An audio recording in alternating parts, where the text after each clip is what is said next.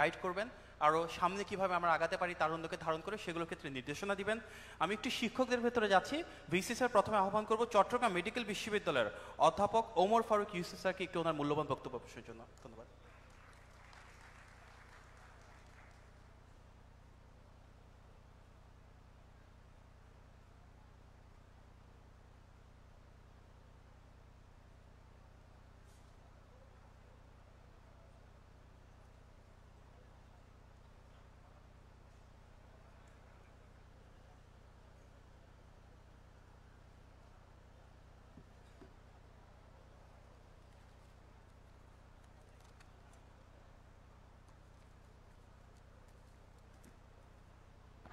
বিসমিল্লাহির রহমানির রহিম।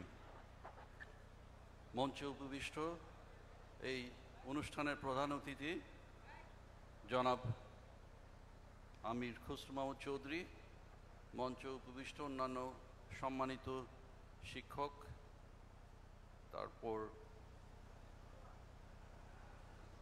Digital leaders এবং অন্যান্যরা এবং উপস্থিত অতিথিগণ, আসসালামু আলাইকুম, শুভ অপরাহ্ন। প্রথমে আমি জুলাই আগস্ট 2024 সালের ছাত্র জনতা গণ আন্দোলনে যারা শহীদ হয়েছেন তাদের আত্মার মাগফিরাত কামনা করছি এবং যারা এই আন্দোলনে আহত হয়েছেন তাদের প্রতি সমবেদনা প্রকাশ করছি। এই অনুষ্ঠানে আমাকে আমন্ত্রণ করার জন্য আমি আয়োজকদেরকে আন্তরিকভাবে ধন্যবাদ জানাচ্ছি, বিশেষ করে মীর হেলাল যে আমাকে স্নেহ করে সবসময় মামা বলে ডাকেন। ও যখন এই অনুষ্ঠানের কথা বলল আমি বললাম যে আমি তো স্বাস্থ্য শিক্ষা রিলেটেড কোনো অনুষ্ঠানে আপাতত যাচ্ছি না। তো সে বলল যে না, এটা একটা বিভিন্ন ধর্মীয় অনুষ্ঠান হবে, ভিন্ন ধর্মী, যেখানে শিক্ষাবিদরা থাকবেন, যেখানে ইনফ্লুয়েন্সাররা থাকবেন, যেখানে সমবেত অনেক তরুণ থাকবেন। তো আজকে যেটা বিষয় সেটা দেখলাম যে কর্মসংস্থান ও বহুমাত্রিক শিল্পায়নে নিয়ে তারুণ্যদের ভাবনা। আসলে একজন শিক্ষক হিসাবে আমি প্রায় 40 বছর শিক্ষকতা করেছি। আমি একজন অধ্যাপক, শল্য বিশেষজ্ঞ, আই এম এ সার্জন, এবং আমার শিক্ষা জীবনে অসংখ্য তরুণ তরুণীদের সাথে আমার মিলন হওয়া, শিক্ষা হওয়া, এবং এখন এই পর্যায়ে এসে তাদেরকে দেখছি অনেকেই অধ্যাপক হয়েছেন, অনেকে শিক্ষাবিদ হয়েছেন, দেখে খুব ভালো লাগে। একটা অভিজ্ঞতা একটু শেয়ার করতে চাই। বিগত ফেব্রুয়ারি মাসে এবং মার্চ মাসে, এপ্রিল মাসে জাতীয়ভাবে এমবিবিএস ভর্তি পরীক্ষা এবং বিডিএস পরীক্ষা হয়েছিল। আপনারা জানেন কি যে কতজন শিক্ষার্থী এই প্রতিযোগিতামূলক পরীক্ষা অংশগ্রহণ করেছে? এমবিবিএসে 1,37,000 ছাত্রছাত্রী পরীক্ষা দিয়েছে মাত্র 11,500 সিটের জন্য, আসনের জন্য। বিডিএস, দ্যাট ইজ ডেন্টাল সার্জারিতে পরীক্ষা দিয়েছে প্রায় 65,000 শিক্ষার্থী 3,500 আসনের জন্য। চট্টগ্রামের এই দুইটা পরীক্ষায় উপাচার্য হিসেবে মেডিকেল বিশ্ববিদ্যালয়ের সার্বিক তত্ত্বাবধানে আমার একটা দায়িত্ব ছিল। তো বিভিন্ন সেন্টারে গিয়েছিলাম, 1 ঘন্টার পরীক্ষা। পরীক্ষা শেষে যখন সব ছাত্রছাত্রী শিক্ষার্থীরা বেরোচ্ছিল, এত হাজার হাজার শিক্ষার্থী দেখে আমার মনে একটা প্রশ্ন জাগলো, এই ইয়াং ছেলে মেয়েরা এরপর কি করবে যারা সুযোগ পায় না? তাদের ভবিষ্যৎটা কি? আমার কাছে জবাব নেই। তবে আজকের অনুষ্ঠানে মনে হচ্ছে যে কিছু যারা পলিসি মেকিং আছেন, কিছু তারা আমাদের কাছ থেকে শুনে, আপনাদের কাছ থেকে শুনে কিছু দিক নির্দেশনা পাবে। একটু ফিরে যাই টপিকে। বাংলাদেশের কর্মসংস্থান ও শিল্পায়ন দেশের একটা অর্থনৈতিক মূল চালিকা শক্তি। সাম্প্রতিক অর্থনৈতিক জরিপ অনুযায়ী 2013 সালে যেখানে শিল্প খাতের অবদান ছিল 11.54%, সেখানে 2024 সালে তা কমে 8.77% হয়েছে। এটাতেই বোঝা যাচ্ছে যে শিল্পায়নের গতি মন্থর হয়ে গেছে। অন্যান্য খাতে হয়তো কর্মসংস্থান সুযোগ বৃদ্ধি পাচ্ছে, যদিও আমরা তৈরি পোশাক খাতে আমরা এখন দ্বিতীয় স্থানে আছি বিশ্বের মধ্যে। বাংলাদেশের একটা পরিকল্পনা আছে যে উচ্চ আয়ের দেশে আমাদের পরিণত হতে হবে 2040 সালের মধ্যে। এখানে যুব ও নারীদেরকে কর্মসংস্থান না দিলে এটা সম্ভব না।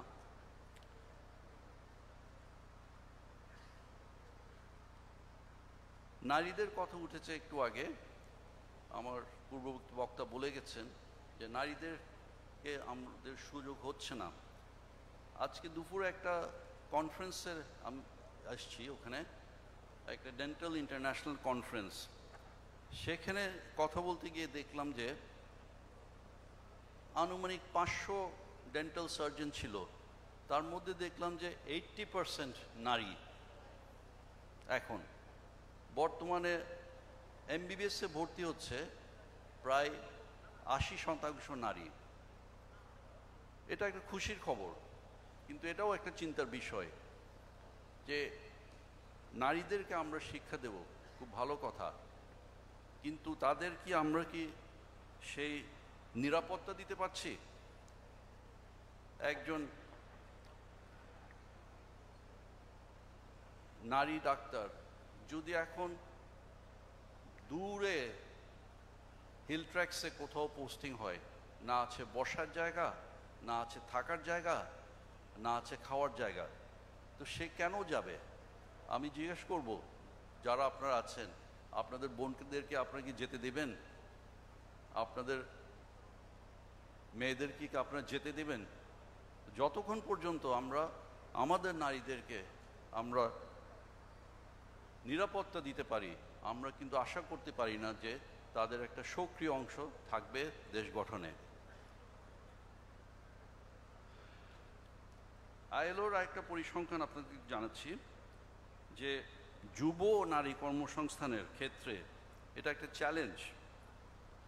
যুব বেকারত্বের হার বাংলাদেশে এখন 16%-এর বেশি, যা গত 3 দশকের মধ্যে সর্বোচ্চ। এছাড়া 15 থেকে 27 বছর বয়সী 93% যুবক যুবতী অনানুষ্ঠানিক খাতে কর্মরত, যা তাদের সামাজিক নিরাপত্তা ও কর্ম পরিবেশনার মান কমিয়ে দেয়।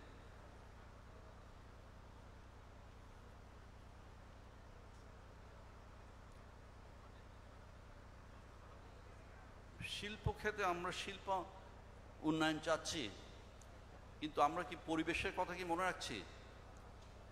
চট্টগ্রামের কথাই বলি, একটি খুব সুন্দর শহর ছিল, সুইজারল্যান্ড অফ দি ইস্ট বলা হতো এক সময়। আজকে পাহাড় কেটে ধানি জমিতে এটা করে আমাদের চট্টগ্রাম কি আগের মতো সুন্দর আছে? হ্যাঁ, উন্নয়নও দরকার, কিন্তু তার পাশে আমাদের পরিবেশটাকে রক্ষা করতে হবে। দুইটা পাশাপাশি করা সম্ভব, এবং সেটা যারা শিল্প খাতে আছেন তাদের প্রতি একটা অনুরোধ থাকবে যে আপনারা পরিবেশটাকে রক্ষা করে কিন্তু শিল্পায়ন করেন।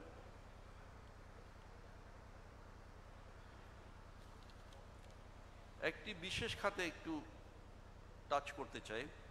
আমাদের অনেক অনলাইন উদ্যোক্তারা আছেন, শুনে খুব ভালো লাগছিল, পাঠাওয়ার কথা শুনে ভালো লাগছিল, আমাদের কন্টেন্ট ক্রিয়েটারের কথা শুনে ভালো লাগছিল।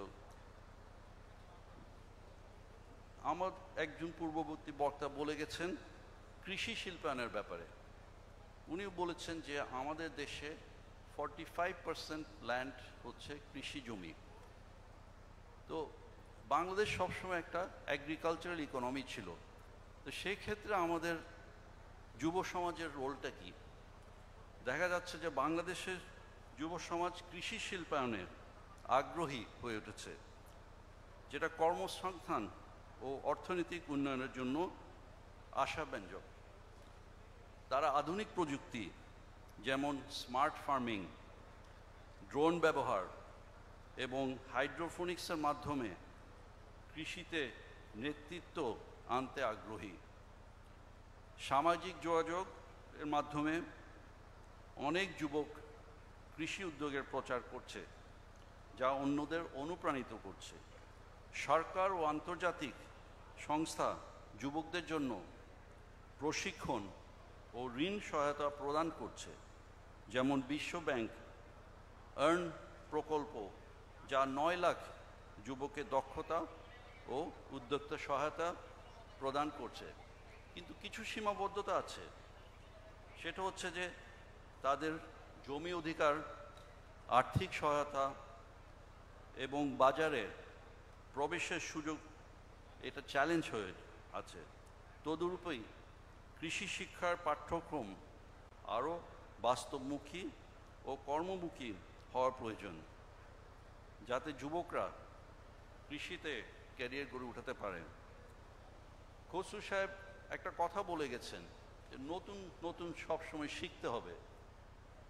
আমরা শিক্ষক হিসাবে বিশেষ করে স্বাস্থ্য শিক্ষাতে একটা কথা আমাদের সবসময় মেনে চলতে হয়, লার্ন, আনলার্ন, রিলার্ন। অর্থাৎ যেটা শিখি সেটা একসময় গিয়ে ভুলে যেতে হবে এবং নতুন শিখতে হবে।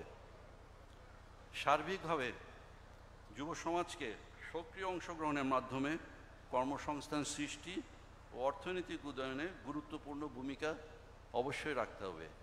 আজকের অনুষ্ঠান আয়োজকদেরকে আবারও ধন্যবাদ জানাচ্ছি আমাকে আমন্ত্রণ করার জন্য এবং কিছু কথা বলার জন্য। আপনার সকলকে ধন্যবাদ। আসসালামু আলাইকুম।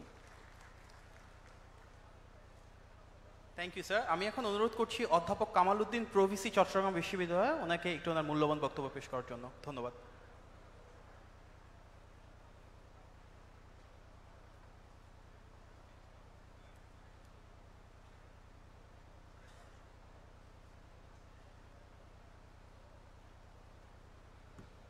বিসমিল্লাহির রহমানির রহিম।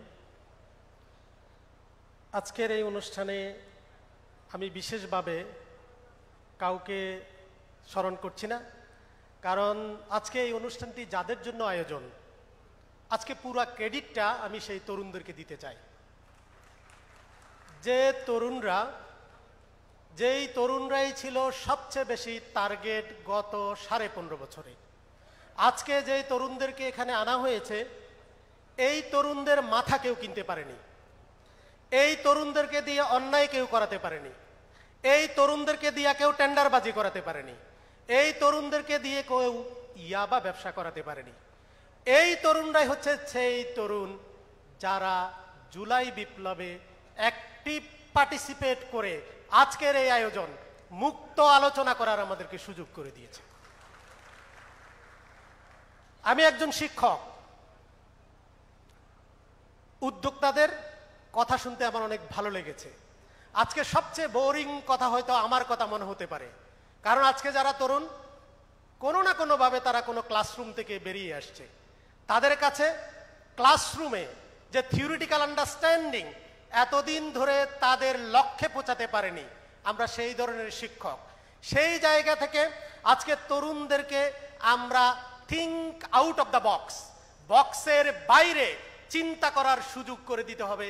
আজকে জাতীয়তাবাদী দলকে আমি বলবো যে এতদিন ধরে তরুণরা যে চিন্তা করছে, সেই তরুণদের চিন্তায় নতুন মাত্রা যুক্ত করে দিতে হবে। সেই নতুন মাত্রা যুক্ত করার জন্য আমি কয়েকটি কথা বলবো। প্রথম কথা হচ্ছে, আমাদের এই তরুণদেরকে নষ্ট করা যাবে না। যেই তরুণ আজকে আপনাদের সামনে এসেছে, সেই তরুণরা দেশকে পরিবর্তন করে দিতে পারে। যদি সেই তরুণ দিনের 12টা বাজে ঘুম থেকে উঠে, যদি সেই তরুণ ইয়াবা খায়ে টাল হয়ে থাকে, যদি সেই তরুণ যদি তার মাথাটা ফেসিবাদের মতো কারো কাছে বিক্রি করে দেয়, তাহলে এই তরুণ বাংলাদেশকেও অন্যের কাছে বিক্রি করে দিতে পারে। সেই জন্য আপনাদের প্রতি অনুরোধ, এই তরুণদেরকে আপনারা রক্ষা করবেন, এই তরুণদেরকে আপনারা পথ দেখাবেন। এই তরুণরা বাংলাদেশ পরিবর্তন করবে। কিভাবে পরিবর্তন করবে। আমরা কি রংধনুর 7টি রং দেখেছি কিনা? রংধনুর এক জায়গায় আছে বাংলাদেশ, এক জায়গায় হচ্ছে এক্স, আরেক জায়গায় হচ্ছে ওয়াই। এক্স এবং ওয়াই এর যে রিলেশনশিপ আজকের এই তরুণের সাথে বাংলাদেশের উন্নয়নের, বাংলাদেশকে গণতান্ত্রিক পরিবেশে গঠন করার সেই একটা রিলেশনশিপ, সেই রিলেশনশিপ রংধনুর 7টি রঙের মতো হতে পারে। সেই 7টি রঙে এক জায়গায় নেতৃত্ব থাকবে, আরেক জায়গায় নৈতিকতা থাকবে, আরেক জায়গায় অংশগ্রহণ থাকবে, আরেক জায়গায় গণতন্ত্র থাকবে, আরেক জায়গায় উদ্যোক্তা হওয়ার স্বপ্ন থাকবে। এই প্রত্যেকটি 7টি রঙে রঙিন করে আমাদের এই তরুণদেরকে আজকে গঠন করতে হবে।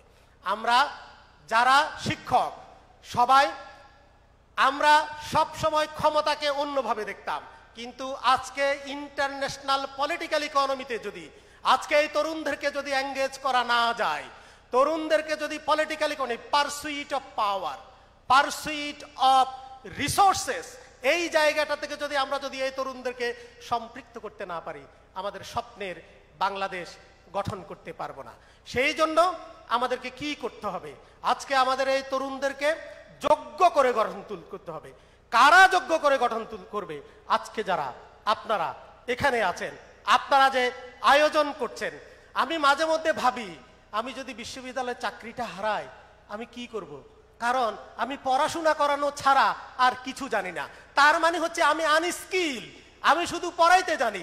আমি যদি একটা ট্রাক চালাতে জানতাম, আমি যদি একটা ট্যাক্সি চালাতে জানতাম, তাহলে হইতাম আমি স্কিল। কারণ আমি শিক্ষকতার চাকরি চলে গেলে আমি স্কিল হয়ে একটা ট্রাক চালাতে পারতাম। সেই জন্য আমরা বলি idea is matter, idea is important. আমরা যে তরুণ তাদেরকে যদি আমরা সুযোগ করে দেই, তারা চিন্তা করবে, আইডিয়া ডেভেলপ করবে। যেদিন যেরকম পাঠাও আইডিয়া ডেভেলপ করেছে, যেরকম অন্যরা আইডিয়া ডেভেলপ করছে, সেই ধরনের আইডিয়া যদি চমৎকার চমৎকার আইডিয়া আমাদের এই তরুণরা ডেভেলপ করতে পারে। আর এক সময় বলা হতো resource can not be created, resource can be looted. সেজন্য দেখেন 200 বছর আগে ব্রিটিশরা আমাদের দেশে এসেছে রিসোর্স লুট করার জন্য। এখন সেই সময় আর নয়, রিসোর্স ক্যান বি ক্রিয়েটেড। এই আমাদের রিসোর্স হচ্ছে এই তরুণরা। তারা নতুন নতুন রিসোর্স ক্রিয়েট করবে এবং স্বপ্নের একটা বাংলাদেশ গঠন করবে। আর গত 15.5 বছর ধরে রিসোর্স ক্যান বি লুটেড, কোনো কিছুকে তৈরি করা হয়নি, অন্যের সম্পদ আছে, জায়গাটা দখল করে ফেলেছে। আরেকজনের গাড়ি আছে, গাড়িটা নিয়ে নিয়েছে নিজের নিয়ন্ত্রণে। আরেকজনের বাড়ি আছে, নিজের নামে বাড়িটা লিখে ফেলেছে। আরেকজনকে বাড়ি থেকে তাড়িয়ে দেওয়া হয়েছে। এই যে রিসোর্স লুটের যে কারখানা, সেই জায়গা থেকে রিসোর্স ক্রিয়েশনের দিকে আমাদের তরুণদেরকে সম্পৃক্ত করতে হবে। এই কথাগুলো বলে শেষ করছি। আসসালামু আলাইকুম। ধন্যবাদ। আমি এখন আহ্বান জানাবো আমাদের এই তারুণ্যের অনুষ্ঠানে সবচেয়ে তরুণ যে প্যানেলিস্ট, আপনাদের অনেকের প্রিয় মুখ, তারুণ্যকে ধারণ করেন খুব সাহসের সাথে। গণ অভ্যুত্থান এবং প্রতিটি পর্যায়ে দেখেছি আমরা তারুণ্যের আকাঙ্ক্ষাকে জনসম্মুখে নিয়ে আসতে। অনলাইনে খুব অ্যাক্টিভ, রাজপথেও ছিল। সাইদ আব্দুল্লাহকে প্লিজ।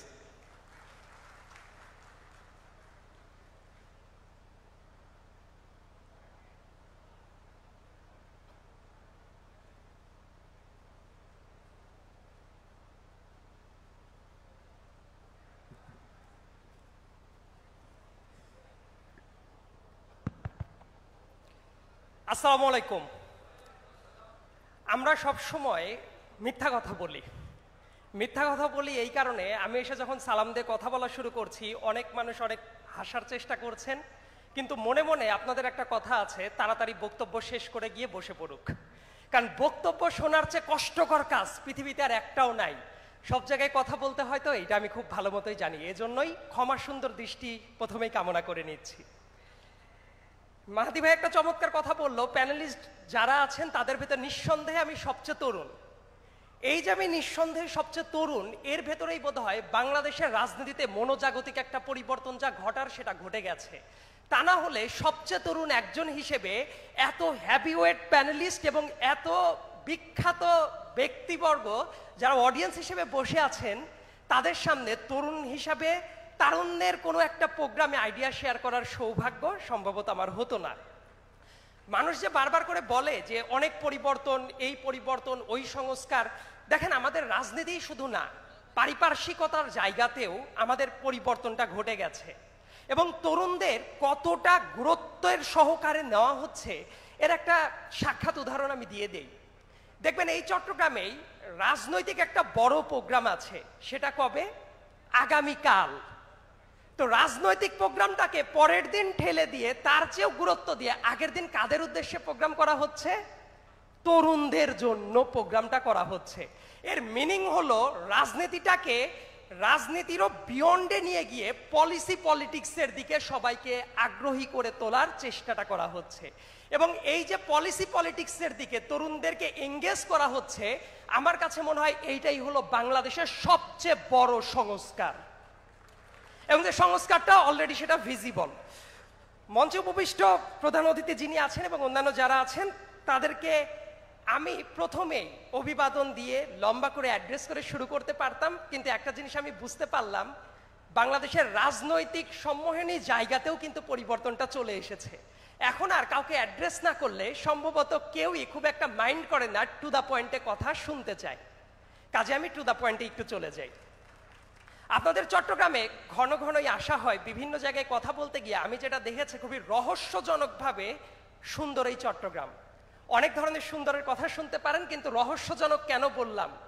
এর একটা কারণটা হলো, যখন দুইজন মানুষ চাটগাইয়া ভাষাতে কথা বলে এত চমৎকার করে একটা গালি দেয়, এবং ওই গালিটা যে গালি না, এই গালিটা যে আন্তরিকতা, এই রহস্য চট্টগ্রামে না আসলে সম্ভবত বোঝা যেত না। সো এই রহস্যজনক সুন্দর চট্টগ্রামের মাটি থেকে যখন আমি কথা বলবো, তারুণ্যের ভাবনা নিয়ে কথা বলতে গেলে সবার আগে আমার একটা কথা স্মরণ করাটা খুব বেশি মাত্রায় জরুরি। 24-এর এই গণ অভ্যুত্থান, যেটার সাথে আমাদের জীবন মরণ সম্পর্কিত ছিল, তা না হলে হয়তোবা যদি কোনো কারণে এই 24-এর গণ অভ্যুত্থানের রেজাল্টটা উল্টাপাল্টা হতো, অন্তত পক্ষে আমার বেঁচে থাকার সৌভাগ্য সম্ভবত হতো না। কিন্তু আসার পরে দেখেন এই 24-এর গণ অভ্যুত্থান কেন ঘটেছিল? অনেকের অনেক রকম কারণ থাকতে পারে। প্রধান কারণ ছিল আমাদের অর্থনৈতিক যে ধাক্কা, যেটা সেই ধাক্কাটার শুরুতেই যেটা আসে বেকারত্বের জায়গাটা। এবং তরুণরা শেখ হাসিনাকে কখন মনে করা শুরু করলো সবচেয়ে বেশি ডেভিল একজন মানুষ? তারা তো 2024 সালের ওই ডামি ইলেকশনে ভোটও দিয়েছে অনেকে। শেখ হাসিনা কি তার আগের থেকেই স্বৈরাচার ছিল না? শেখ হাসিনা স্বৈরাচার ছিল 2011 সাল থেকে, যখন কনস্টিটিউশনের 15 অ্যামেন্ডমেন্ট করে ফেলেছে। কিন্তু তরুণরা কেন এই এতদিন পরে এসে ফিল করলো? কারণ তারা দেখলো বাংলাদেশের বিভিন্ন চাকরির মার্কেট সংকুচিত হয়ে যাচ্ছে, তাদের কাজ করার জায়গা সংকুচিত হয়ে যাচ্ছে। এর ভেতরে আবার সরকারি চাকরিতে আবার 56% কোটা আবার নতুন করে নিয়ে আসা হচ্ছে। তার মানে তার চাকরির মার্কেট সংকুচিত হয়ে যাচ্ছে।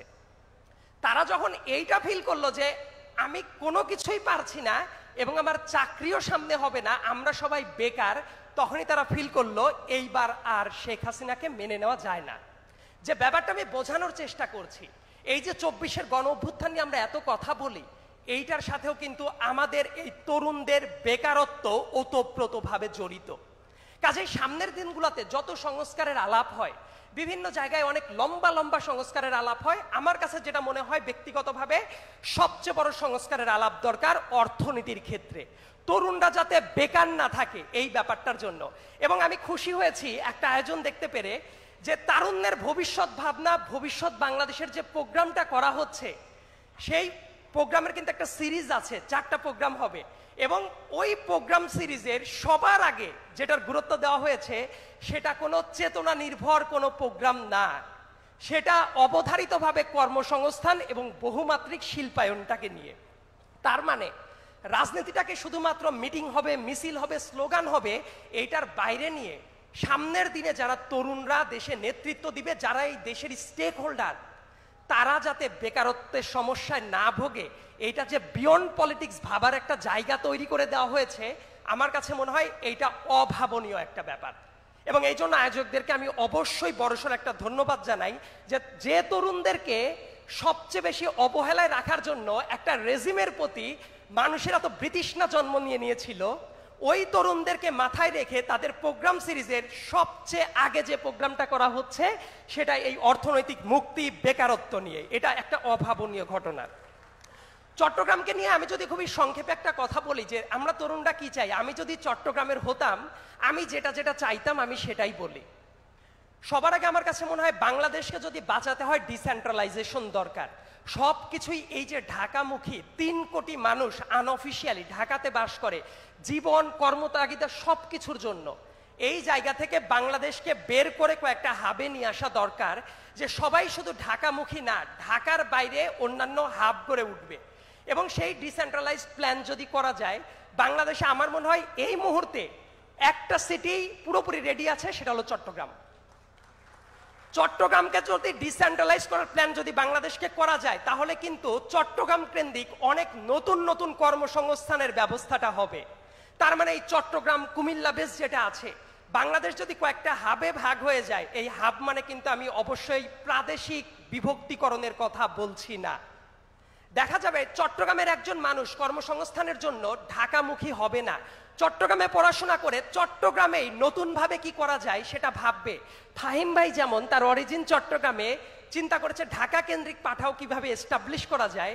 চট্টগ্রামের কোনো নতুন তরুণ সে ভাবতে পারে চট্টগ্রামের যে প্রবলেমটা আছে সেই প্রবলেমটার সলিউশন করে কিভাবে আরো 100টা তরুণকে এঙ্গেজ করা যায়। চট্টগ্রাম বাংলাদেশের, আমরা যদি জিওগ্রাফিক্যাল ডাইভার্সিফাইড লোকেশনের দিকে তাকাই, চট্টগ্রাম একটা অদ্ভুত জায়গা, যে জায়গায় পাহাড় আছে, নদী আছে, সাগর আছে, লেক আছে, বনাঞ্চল আছে। এই সব কিছুর মিশ্রণ চট্টগ্রাম ছাড়া একটু খেয়াল করে দেখেন বাংলাদেশে অনেক জায়গাতে নাই। ট্যুরিজমের যে ধারণাটা, তরুণরা কিন্তু এই জায়গাতে এঙ্গেজ হওয়ার একটা হিউজ সুযোগটা আছে। টিপিক্যাল ট্যুরিজম বাংলাদেশে চলে, আমরা দিন শেষে দায় দেই আমাদের ট্যুরিজম কেন বিকশিত হচ্ছে না। তরুণরা ইচ্ছা করলে, কলেজ পড়ুয়া যারা তরুণ আছে, বিশ্ববিদ্যালয় পড়ুয়া যারা তরুণরা আছেন, তারা ইচ্ছা করলে কমিউনিটি ট্যুরিজমের দিকে ধাবিত হতে পারে। আর কমিউনিটি ট্যুরিজমের দিকে আগালে বাংলাদেশের ট্যুরিজম যে অবস্থায় আছে, হু নোজ আজকে থেকে 5 বছর 10 বছর পরে আমরা শ্রীলঙ্কার স্টাইলে চলে যেতে পারি। আমি শেষ করবো আর একটা পয়েন্ট দিয়ে। আমরা সবসময় মনে করি আমাদের প্রত্যেকেরই বিশ্ববিদ্যালয়ের বড় বড় ডিগ্রি দরকার। আমি এটা মনে করি না, কারণ বাংলাদেশকে যদি বাঁচাতে হয় আমাদের টেকনিক্যাল এডুকেশনের প্রতি খুব সিরিয়াসলি ফোকাস দেওয়া দরকার। শহীদ রাষ্ট্রপতি জিয়াউর রহমান বাংলাদেশে কেন এত বরণীয়? কারণ উনি অনেক তাত্ত্বিক ক্যাচালের বাইরে গিয়ে, অনেক থিওরিটিক্যাল আলাপের বাইরে গিয়ে বাংলাদেশের কর্মসংস্থানের দিকে খুব সিরিয়াসলি ফোকাস করেছিলেন। এবং তৃতীয় বিশ্বের একটা দেশের রাজনীতি চলে অর্থনীতি দিয়ে। খেয়াল করে দেখেন, এখন অনেক সংস্কারের কথা আসে। এই বাংলাদেশে নারীদেরকে ইন্ডাস্ট্রিয়ালাইজেশনের দিকে নিয়ে আসা, গার্মেন্টস ইন্ডাস্ট্রি এবং বাংলাদেশের ম্যান পাওয়ারকে বাইরে পাঠিয়ে রেমিটেন্স নিয়ে আসার যে ধারণাগুলো, এগুলো কার নিয়ে আসা? অ্যাবসলিউটলি এটা জিয়াউর রহমানের কন্ট্রিবিউশনটা ছিল। সো এই যে কয়েকটা ধারণা, এই ধারণা নিয়ে আমরা কাজ করতে চাই এবং আমি বিশ্বাস করি সামনের দিনের বাংলাদেশে অতীতের বাংলাদেশের চেয়ে ভালো হবে এবং হবেই, সেই প্রত্যাশা রেখে আমি আমার বক্তব্য শেষ করছি। ধন্যবাদ সবাইকে। আসসালামু আলাইকুম। ধন্যবাদ স্যার। আমি এখন অনুরোধ করছি আমাদের সামনে বক্তব্য নিয়ে আসার জন্য সাইদ আল নোমান, ইস্ট ডেল্টা ইউনিভার্সিটির ফাউন্ডার, ওনাকে। আমি একটু সবাইকে আবারও স্মরণ করে দিতে চাই, যারা স্পিকার বাকি রয়েছেন, আমাদের হাতে সময় অত্যন্ত সংকীর্ণ। ঢাকা থেকে আমাদের অনেক গুরুত্বপূর্ণ দাতা অ্যানি ভাই এসেছেন, টুকু ভাই এসেছেন, ওনারা আজকে বক্তব্য রাখেন নাই। কালকে আমরা একই ফ্লাইটে সমকালের অ্যাসিস্ট্যান্ট এডিটর এহসান মাহমুদ ভাই এসেছেন, হারুনুর রশিদ ভাই এসেছেন, সহ সাংগঠনিক সম্পাদক, ওনারাও কিন্তু আজকে কোনো বক্তব্য রাখছেন না। এখানে মীর হেলাল ভাই আছেন, আমাদের চট্টগ্রাম বিভাগীয় সহ সাংগঠনিক সম্পাদক, অনেক পরিশ্রম করেছেন। কালকে দেখলাম প্রায় 5টার দিকে আমাকে এখান থেকে ভিডিও দিয়েছেন। এত কষ্ট করেছেন যারা, সব প্রত্যেকটা সংগঠনের প্রেসিডেন্ট সেক্রেটারি সহ হেলাল ভাই, ওনারা কেউ কোনো বক্তব্য রাখে নাই, যেন আজকে আমরা প্যানেলিস্টদের সবার বক্তব্যটা শুনতে পারি। সুতরাং আপনারা একটু সংক্ষিপ্ত করে নিয়ে আসবেন, আমাদের প্রধান অতিথির অত্যন্ত গুরুত্বপূর্ণ বক্তব্য রয়েছে। সুতরাং সবাই যদি ছোট করে নিয়ে আসে আমাদের জন্য সুবিধা হবে। ধন্যবাদ। বিসমিল্লাহির রহমানির রহিম। আসসালামু আলাইকুম ওয়া রাহমাতুল্লাহি ওয়া বারাকাতুহু। 5 মিনিটের টার্গেট নেব। প্রধান অতিথি পিতৃতুল্য জনাব আমির খসরু মাহমুদ চৌধুরী এবং সামনে মঞ্চে যারা যারা আছেন সবাইকে আমার অন্তরের অন্তঃস্থল থেকে শুভেচ্ছা, ধন্যবাদ জানাই। আমাদের অ্যাক্টিং চেয়ারম্যান জনাব তারেক রহমানকে এই প্রথম চট্টগ্রামের বুকে, প্রথমত চট্টগ্রামকে সিলেক্ট করবার জন্য, এটার জন্য হাততালি হবে। চট্টগ্রাম প্রথম হলো এই প্রোগ্রাম শুরু করবার প্রথম স্থল। আর আপনারা জানবেন আমার এই 5 মিনিট আমি দুটো কথা বলবো। তরুণ, তরুণ মানে কারা? আমির খসরু মাহমুদ চৌধুরী তরুণ নন, তিনি মনে তরুণ। আমার কাছে 55-60 পর্যন্ত শক্তিতে সবাই তরুণ। তার মানে এখানে যারা মুরব্বী আছেন সবাই কিন্তু তরুণ শক্তিতে। মনে তরুণ যার বয়স 80, তিনিও মনে তরুণ। এই জায়গাটা আমাদের বুঝতে হবে এবং তাদের অভিজ্ঞতাকে কাজে লাগাতে হবে। আমরা 52-র ভাষা আন্দোলন, 71, 90-এর গণঅভ্যুত্থান, 17 বছরের শোষণ, এই মৃত্যু, 4,500 বিএনপির নেতাকর্মীদের হনন করা, শহীদ হওয়া, এবং 24-এর 2000 সহ মানুষের শহীদ হওয়া, এবং বাদবাকি 4-5 হাজার বোধহয় আহত, আরও বেশি হবে হয়তো। এই মানুষগুলোকে, তাদের মধ্যে সিংহভাগী তরুণ। তো তরুণদের থেকে আন্দোলনে শুধু নেব, তরুণরা সামনে থাকবে, তরুণরা ডানে থাকবে, পাশে থাকবে, পেছনে থাকবে। তরুণদের কখন দেব? তরুণদের তো শুধু মনে করা হয় তারা বোঝে না, কিন্তু যখন আন্দোলন সংগ্রাম, যখন প্রয়োজন হয়, তরুণদেরকেই ডাকা হয়। এই প্রোগ্রামেও তরুণদেরকেই ডাকা হলো, কালকেও প্রোগ্রাম হবে তরুণদের সমাবেশ। তাই আমি বলতে চাই, আপনারা একটু দেখবেন আমাদের বিএনপি পরিবার নামে যে অর্গানাইজেশন, আমার এক বিএনপি পরিবার, সেখান থেকে জনাব তারেক রহমান আবার ফেরত দিচ্ছেন, রিটার্ন করছেন এই ফেভার। যারা যারা এত কষ্ট করেছেন তাদেরকে কিভাবে আমরা বোঝাতে পারি যে আমরা তাদের প্রতি কৃতজ্ঞ। আমি আমার সময়টুকু আমাদের প্রধান অতিথি এবং ডক্টর জাহিদুর রহমানকে দেব। শুধু এতটুকু বলতে চাই, যেখানে এখনো প্ল্যাটফর্মগুলোর পেমেন্ট, এই যে আমরা আউটসোর্সিং করি, কর্মসংস্থানের কথা উঠেছে, আমরা তো এখনো প্ল্যাটফর্মগুলোই ঠিক করতে পারিনি যে পেমেন্ট পাবো। এই জায়গাটা আমাদের ঠিক করে ফেলতে হবে। আর একটা প্রপোজিশন রেখে যাই, প্রপোজিশনটা হলো বিএনপি নামক একটি ইনস্টিটিউট হওয়া দরকার, অর্থাৎ পলিটিক্যাল একাডেমিক ইনস্টিটিউট। 70-এর দশকে, 80-র দশকে জনাব ফিরোজ নুন, তিনি ওটার প্রিন্সিপাল ছিলেন। আমাদের প্রাণপ্রিয়, আমাদের নেতা, আমাদের সব কিছু, এই বিএনপির জন্মদাতা শহীদ প্রেসিডেন্ট জিয়াউর রহমান এই কাজটি 80-র দশকেই করেছেন একজন তরুণ হিসেবে। সেরকম একটা ইনস্টিটিউট এখন হওয়া দরকার, কেননা মূল্যবোধ সম্পন্ন তরুণ সমাজ অথবা যুব সমাজ যদি না পাই, তাহলে যে স্বপ্নগুলো আমরা এতদিন ধরে কথা বলছি এবং 31 দফার বাস্তবায়ন, এগুলো খুব কঠিন হয়ে যাবে। তাই শিক্ষা আর শ্রম মন্ত্রণালয়, এটা আরেকটা প্রপোজিশন। আজকে বলা হয়েছিল যে কিছু প্রপোজ করে যাবেন। এই দুটো মন্ত্রণালয়কে যদি এক করে চট্টগ্রামের জন্য যেটা রেলেভেন্ট, অর্থাৎ আমাদের লাখ লাখ মানুষ আরব ওয়ার্ল্ডে কাজ করে, তাদেরকে যেন আমরা সেভাবে প্রশিক্ষিত করে বিদেশে পাঠাতে পারি, সেই জন্য এই দুটো মন্ত্রণালয় হয়তো এক করে আমরা অনেক কাজ করতে পারবো। ইনশাআল্লাহ ভালো থাকবেন, আবারও দেখা হবে। আসসালামু আলাইকুম ওয়া রাহমাতুল্লাহি ওয়া বারাকাতুহু। ধন্যবাদ। এখন আমাদের সাথে ভার্চুয়ালি যুক্তরাষ্ট্র থেকে কানেক্টেড হবেন একজন ব্যক্তি, বহুমুখী প্রতিভার অধিকারী। উনি স্যান্টেন্ডার ব্যাংকের senior director, university of Dallas টেক্সাসের শিক্ষক, আবার সেন্ট্রাস নেশন নামক একটা মিডিয়ার সিইও। আমি অনলাইনে কানেক্টেড হওয়ার আহ্বান জানাচ্ছি শাফকাত রাব্বিকে। ধন্যবাদ। আমার কথা কি শোনা যাচ্ছে? হ্যাঁ, ক্লিয়ার, প্লিজ। আচ্ছা, ধন্যবাদ আমাকে আজকে কথা বলার সুযোগ দেওয়ার জন্য। আমাদের প্রধান অতিথি জনাব আমির খুসরু মাহমুদ চৌধুরী এবং ছাত্রদল এবং যুব দলের আয়োজক বৃন্দ যারা আছেন, সকলকে আমার শ্রদ্ধা এবং সালাম জানাচ্ছি। আমি শাফকাত রাব্বি, একটা ব্যাংকের সিনিয়র ডাইরেক্টর এবং হেড অফ ফাইন্যান্সিয়াল অ্যানালিটিক্স হিসেবে কাজ করি, পাশাপাশি লেখালেখি করি, বিশ্ববিদ্যালয়ে পড়াই এবং একটা অনলাইন টিভি চ্যানেল প্রতিষ্ঠা করেছি। তো আমি খুব কম সময় নেব, আমি জানি সময় খুব কম। আজকে আমাদের যে আয়োজন সেটা হচ্ছে মূলত তরুণদের জন্য, এবং এখানে আপনারা অনেকে ইয়াং প্রফেশনালসরা আছেন, তাদের জন্য আমি কিছু কথা বলে যাচ্ছি। দেখেন, আপনাদের যাদের বয়স এখানে 20 থেকে 30 বছরের মধ্যে, আপনাদেরকে আরো 40 থেকে 50 বছর কাজ করতে হবে।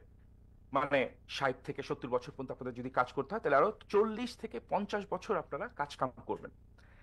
তো পৃথিবীতে আমরা যে অবস্থায় আছি এখন, 10-15 বছর পর পর সবকিছু চেঞ্জ হয়ে যায়। তার মানে কি, যারা আপনারা 40 থেকে 50 বছর চাকরি করবেন ভবিষ্যতে, আপনাদেরকে এখন এমন ভাবে প্রিপেয়ার হতে হবে যাতে করে আপনারা এই যে সামনে যে বারবার যে পরিবর্তন হবে, অন্তত 3-4টা মেজর পরিবর্তন আসবে আপনাদের জীবনে, সেটার জন্য যেন আপনারা রেডি থাকতে পারেন। যেমন ধরেন, আজকে যেই ছেলেটা এসএসসি পড়তেছে, সে ভবিষ্যতে কি কাজ করবে এই কাজই এখন এক্সিস্ট করে না। আপনি জানেনও না ওটা কি কাজ হবে। পৃথিবীটা এখন এরকম হয়ে গেছে। তো তার মানে আমাদেরকে এমনভাবে প্রিপেয়ার হতে হবে, মানে আপনাদেরকে, যাতে করে আপনারা আপনাদের ভবিষ্যতের এই জীবনটাতে পরিবর্তনের যে পৃথিবী, এটার মধ্যে যেন আপনারা কাজ কাম খুঁজে বের করতে পারেন এবং নিজেকে সবসময় আপডেট করতে পারেন। এটা হচ্ছে আমার প্রথম মানে বক্তব্য। তা আমরা এখন যেমন ধরেন আছি হচ্ছে 4র্থ শিল্প বিপ্লব। এটা একটা গালভারি কথা, এটা বলতে মূলত বোঝায় কৃত্রিম বুদ্ধিমত্তা, রোবোটিক্স, তারপর এই ধরনের অটোমেশন এগুলাকে। তো এরপরে পঞ্চম ইন্ডাস্ট্রিয়ালাইজেশন আসবে, ষষ্ঠটা আসবে। তো আপনারা কিভাবে এটার মধ্যে সার্ভাইভ করবেন সেটার আমি কিছু হালকা কিছু টিপস দিয়ে যাচ্ছি। যেমন ধরেন এখন আবার আমরা এখন ঢুকে গেছি হচ্ছে রোবোটিক্সের পাশাপাশি, ইন্ডাস্ট্রিয়ালাইজেশন চেঞ্জের পাশাপাশি ঢুকে গেছে আবার জিও পলিটিক্যাল নানা প্রকার প্রবলেমে। যেমন ধরেন বাণিজ্য যুদ্ধ হচ্ছে, শুল্ক যুদ্ধ হচ্ছে, এগুলাও কিন্তু পুরো পৃথিবীর আমাদের যে অর্থনীতি এবং চাকরির বাজার এগুলাকে চেঞ্জ করতে থাকবে। যেমন ধরেন আপনারা অনেকে আগে বিদেশে যেতেন কাজ করতে, এই বিদেশে যাওয়ার কাজের ধরনটাও চেঞ্জ হয়ে যাবে। যেমন ধরেন মিডল ইস্ট, ওইখানে এখন ওরা চেষ্টা করতেছে ওদের দেশের লোকালদেরকে কাজ বেশি করতে দিতে, কারণ তেলের পয়সা শেষ হয়ে আসছে। তো এই যে একটা একদিকে চাকরি চলে যাচ্ছে আরেক দিকে আসতেছে, এরকম যে একটা পরিস্থিতি, এটাকে আমরা বলি হচ্ছে এক ধরনের ক্রিয়েটিভ ডিস্ট্রাকশন। মানে এখানে একদিকে কাজ সৃষ্টি হবে আর আরেক দিকে কাজ কমতে থাকবে। তো আপনারা যারা তরুণ, শুরুতে বললাম আরো 40 থেকে 50 বছর কাজ করতে হবে, আপনি কিভাবে বুঝবেন যে তাহলে আমি কোথায় যাই কি কাজ করব, যেটা যেটা থাকবে এবং কি ধরনের স্কিলস আমি শিখবো যেটা আমার জন্য ইউজফুল হবে। তো আপনি যদি এই কনসেপ্টটাকে একটা ফিলোসফিক্যাল প্রবলেম হিসেবে ধরেন, তাহলে আপনি দেখবেন যে কয়েকটা কাজ, no matter what happens to the world, কখনো চলে যাবে না। কয়েকটা কাজের ধরন, এই একটা কাজ হচ্ছে ডেটা, মানে তথ্য সংক্রান্ত কাজ। যেমন ধরেন ডেটা কালেকশন, ডেটা বিশ্লেষণ, ডেটা ম্যানেজমেন্ট এবং ডেটাকে প্রেজেন্ট করা। এই কাজগুলা পৃথিবীর যেদিকেই যাক, যত অটোমেশন আসুক যাই হোক, চলতেই থাকবে। যেমন ধরেন আপনি যদি বাংলাদেশে কৃষিতে কাজ করতে চান, আপনাকে ডেটা কালেক্ট করতে হবে, বিশ্লেষণ করতে হবে, এটা কারো না কারো রিয়াল লাইফে করতে হবে। তো এই কাজগুলো আপনারা তাহলে শেখা শুরু করুন, আপনাদের কাজ থাকবে নো ম্যাটার হোয়াট হ্যাপেন্স। এর বাইরে অনেক ধরনের এআই টুলস আসতেছে, কৃত্রিম বুদ্ধিমত্তা টুলস আসতেছে। আপনাদেরকে এগুলো শিখতে হবে। যখন যেটা নতুন আসে আপনারা একটা কাজ করবেন, ছুটির দিনগুলোতে আপনারা প্রতি সপ্তাহে অন্তত 2 ঘন্টা রেখে দিবেন, যাতে করে নতুন নতুন যেসব টুলস আসে সেগুলোর জন্য আপনারা একটা ইউটিউব ভিডিও দেখে শিখে নিতে পারেন। তো এটা গেল এআই এর আর ডেটার দিকে। এরপরে আপনার যে দুটো হাত আছে এটার ব্যবহার কোনোদিন পুরোপুরিভাবে বিলুপ্ত হবে না, কিন্তু আপনার হাত দিয়ে আপনি কি করেন এটা আপনাকে চেঞ্জ হতে পারে। তো যেমন ধরেন যতই রোবোটিক্স হোক, মেশিন আসুক, কাউকে না কাউকে ওই রোবটগুলোকে বসাতে হবে, কাউকে না কাউকে ওগুলোকে রিপেয়ার করতে হবে। তো আপনারা যারা তরুণ আছেন, আপনারা মেশিন টুলস অপারেশন এবং বিভিন্ন ধরনের রোবোটিক্সের যে প্রোগ্রামিং সেটা শিখতে পারেন। এই কাজগুলো কোনোদিন যাবে না, অন্তত আগামী 20-30 বছরে যাবে না, বরং এগুলো বাড়তে থাকবে। আপনাদের হাতটাকে স্কিলফুল করুন, টুলস অপারেশন, সিএনসি অপারেশন, এই কাজগুলোতে আপনারা ঢুকতে পারেন। এর বাইরে ধরেন এই ট্রেড ওয়ারের কারণে অনেক ধরনের কাজ চায়না থেকে, ভিয়েতনাম থেকে বাংলাদেশে আসতে পারে, সেগুলোতে আপনাদের এই হাতের দক্ষতাটা কাজে দেবে, তো আপনারা সেটা শিখতে পারেন। আর ফাইনালি, পৃথিবী যেদিকেই যাক, মানুষের একটা মন থাকবে, এই মনটার মধ্যে হাসি থাকবে, দুঃখ থাকবে। এই সৃজনশীলতার যে ব্যাপারটা, এটা মানুষের হাতে থাকবে, মেশিনের হাতে কখনো যাবে না। তো আপনারা যারা সৃজনশীল কাজকাম করেন, গল্প, কবিতা, উপন্যাস লেখেন, আপনাদের কাজ থাকবে মানুষকে হাসানোর জন্য, খুশি করার জন্য। তো আপনারা শিখে নেবেন কিভাবে এই মডার্ন টেকনোলজি ইউজ করে এই সৃজনশীল কাজগুলো করা যায়। এটার জন্য আপনারা যেটা বললাম, প্রতি উইকেন্ডে একটু বসতে পারেন, একটা সময় স্পেন্ড করবেন যে মানুষকে আনন্দ দেওয়ার কাজগুলো আপনারা করতে পারেন কিনা ইউজিং টেকনোলজি। তো এই 3টা কথা বললাম। তো এবার আমি জাস্ট ফাইনাল পর্যায়ে চলে যাই, সেটা হচ্ছে বিএনপির যে 31 দফা আছে, সেখানে কর্মসংস্থানকে অগ্রাধিকার দিয়ে শিক্ষাকে আধুনিকায়নের কথা বলা আছে এবং জ্ঞান ভিত্তিক এবং চাহিদা ভিত্তিক শিক্ষার কথা বলা আছে। তো আমি বিএনপিকে খালি একটা সাজেশন দেব, আপনারা মাইক্রো ডিগ্রি বা ছোট ছোট ডিগ্রি বাংলাদেশে চালু করবেন, যাতে করে আমি যে কথাগুলো বললাম এই কথাগুলো এই যেন তারা, আমাদের ইয়াং ছেলেমেয়েরা যেন 3 মাস বা 6 মাসের কোনো কোর্স করে কাজ শুরু করে দিতে পারে। তো আপনাদের ভবিষ্যতে আপনারা যদি দেশ চালান, প্লিজ এই মাইক্রো ডিগ্রির কনসেপ্টটা বাংলাদেশে নিয়ে আসবেন। তো আমি আমার কথা আর বাড়াচ্ছি না, আপনারা সবাই ভালো থাকুন, সুস্থ থাকুন, ধন্যবাদ।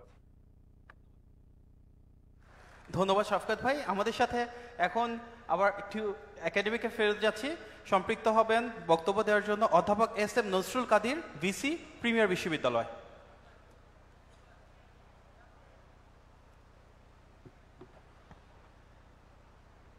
আউযুবিল্লাহি মিনাশ শাইতানির রাজিম বিসমিল্লাহির রহমানির রহিম। শ্রদ্ধেয় প্রধান অতিথি, মঞ্চ বিশিষ্ট জাতীয় এবং আমাদের বিভিন্ন দেশ থেকে আগত আজকে আমন্ত্রিত অতিথিবৃন্দ এবং যারা আমাদের সঙ্গে অনলাইনে যুক্ত হচ্ছেন তাদের সবাইকে, এবং আমার সামনে উপবিষ্ট আমি দেখতে পাচ্ছি অনেক জাতীয় নেতৃবৃন্দ বসে আছেন যারা আজকে ধৈর্য ধরে আমাদের এবং তরুণদের কথা শোনার জন্য এখানে উপস্থিত হয়েছেন দেশের দূর দূরান্ত, দেশের বিভিন্ন প্রান্ত থেকে। এবং আমার সামনে উপস্থিত টকবগে তরুণ তরুণীরা সবাইকে আসসালামু আলাইকুম। আমার হাতে কোনো টাইম মেশিন নাই, টাইম মেশিন থাকলে আমারও ফিরে যেতে ইচ্ছা করতেছে, আমি যেন তরুণ হয়ে যাই। তারপরে আমি মনে করে নিচ্ছি আমিও প্রায় 60 বছর বয়সী তরুণ। আমার কাছে ভালো লাগছে, আমারও মনে হচ্ছে আপনাদেরকে দেখে আমি একজন উদীয়মান তরুণ, টকবগে তরুণ। আমি আপনাদের শক্তিতে শক্তিমান মনে হচ্ছে। আজকে আপনাদের যে সরব উপস্থিতি, আপনাদের যে সুশৃঙ্খল উপস্থিতি, আপনাদের যে ধৈর্যের সাথে আপনারা যে আজকে আমাদের বক্তব্য শুনছেন এবং আপনারা দীর্ঘক্ষণ ধরে এখানে অপেক্ষা করছেন, অবশ্যই আপনাদের সেই জিনিসটাকে আমরা অত্যন্ত প্রশংসার দাবি রাখে বলে মনে করি। আমি প্রথমে কৃতজ্ঞতা জানাতে চাই যিনি আজকের এই অনুষ্ঠানের স্বপ্নদ্রষ্টা, যার মাথার মধ্যে এই চিন্তাটা এসেছে গত কিছুদিন আগে, যে তরুণ সমাজকে নিয়ে, দেশের যে তরুণ অংশটাকে নিয়ে আমরা একটা বিপ্লব ঘটিয়েছি, অভ্যুত্থান ঘটিয়েছি, নতুন পরিস্থিতি আমদানি করেছি, নতুন রাজনৈতিক পরিবেশ সৃষ্টি হয়েছে। সেই তরুণদেরকে জন্য টার্গেট করে তাদের জন্য আজকের এই মহান অনুষ্ঠান। আমি তাকে কৃতজ্ঞ করে স্মরণ করতে চাই, শ্রদ্ধা সালাম জানাই আমাদের বাংলা জাতীয়তাবাদী দলের সেই ভারপ্রাপ্ত চেয়ারম্যান জনাব তারেক রহমানকে, এবং যারা ওনার অনুসারী, যারা ওনাকে সহায়তা করেছেন। এরকম একটা জিনিস, এরকম একটা টপিক, এরকম একটা প্রতিবাদ্য বিষয়কে বেছে নেওয়ার জন্য বাংলাদেশের পরিবর্তিত পরিস্থিতি, যেখানে 18 কোটি জনতা চেয়ে আছেন অতীতের সমস্ত কিছু থেকে বাংলা জাতীয়তাবাদী দল বের হয়ে আসবে, নতুন চিন্তা আনবে, নতুন কর্মসূচি আনবে, নতুন কর্মপন্থা আনবে, যুগোপযোগী কর্মপন্থা হবে, বাস্তবমুখী কর্মসূচি আনবে, উৎপাদনমুখী কর্মসূচি আনবে, শিক্ষামুখী কর্মসূচি আনবে, ট্রেনিং সূচক কর্মসূচি আনবে। আমি মনে করি সেই সঠিক পথে বাংলাদেশ জাতীয়তাবাদী দল এগোচ্ছে, এবং আমরাও তার অংশীদার হয়ে আমরাও গর্বিত বোধ করছি। আমরা যেই জিনিসটার স্বপ্ন দেখেছিলাম, যতদিন আমরা এটা লালন করেছিলাম, আজকে সেটা বাস্তবে রূপ পাচ্ছে।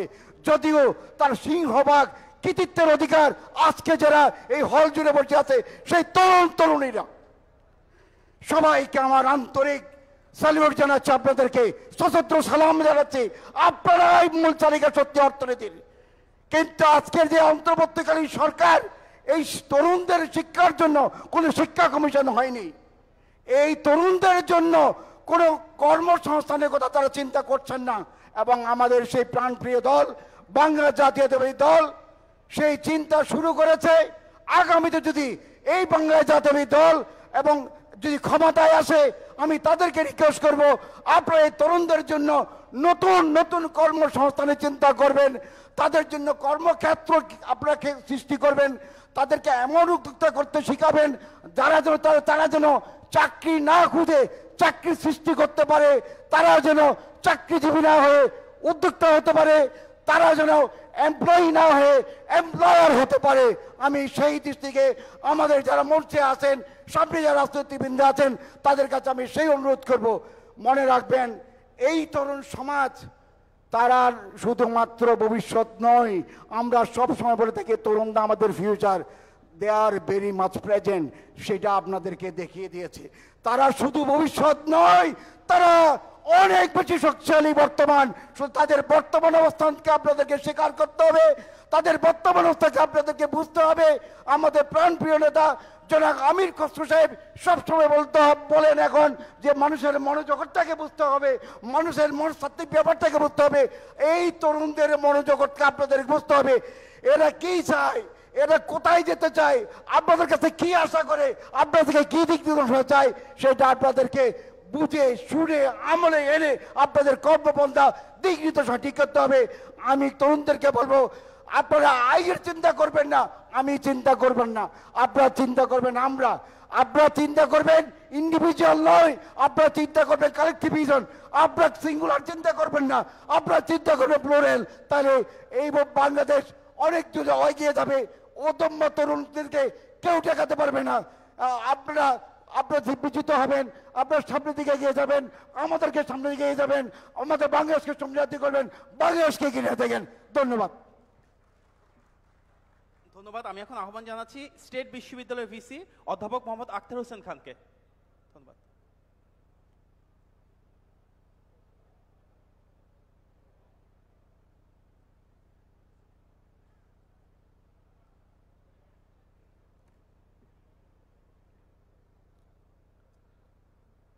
বুকের ভেতর অনেক ঝড়, বুক পেতেছি গুলি কর। কোনো বৃদ্ধের উচ্চারণ নয়, এই উচ্চারণটা ছিল তরুণদের মধ্য থেকে। ঠিক একইভাবে I revolt and I, Major Jia, declare the independence of Bangladesh. একজন তরুণ মেজরের কণ্ঠে ধ্বনিত হয়েছিল এই চট্টগ্রামের বুক থেকে। বাংলাদেশের ইতিহাসে যা কিছুই ঘটেছে তরুণদের মাধ্যমেই ঘটেছে। প্রথম স্বাধীনতাই বলি আর দ্বিতীয় স্বাধীনতাই বলি, সবকিছু এই তরুণরাই সৃষ্টি করেছে। সুতরাং তরুণদেরকে সালাম জানাচ্ছে এবং বিএনপি যে তরুণদের ভাবনা নিয়ে যে আজকের আলোচনা সভার সেমিনারের আয়োজন করেছে, ছাত্র দল, যুব দল, স্বেচ্ছাসেবক দল, এটি কিন্তু নূতন নয়। এখানে যারা আমির খুসরো ভাই আছেন এবং আমার বয়সী যারা আছেন তাদের নিশ্চয়ই মনে রয়েছে শহীদ রাষ্ট্রপতি জিয়াউর রহমান এই তরুণদেরকে নিয়ে হিজবুল বাহারে গিয়ে সমুদ্রে নিয়ে গিয়েছিল, মেধাবী তরুণদের সবাইকে নিয়ে।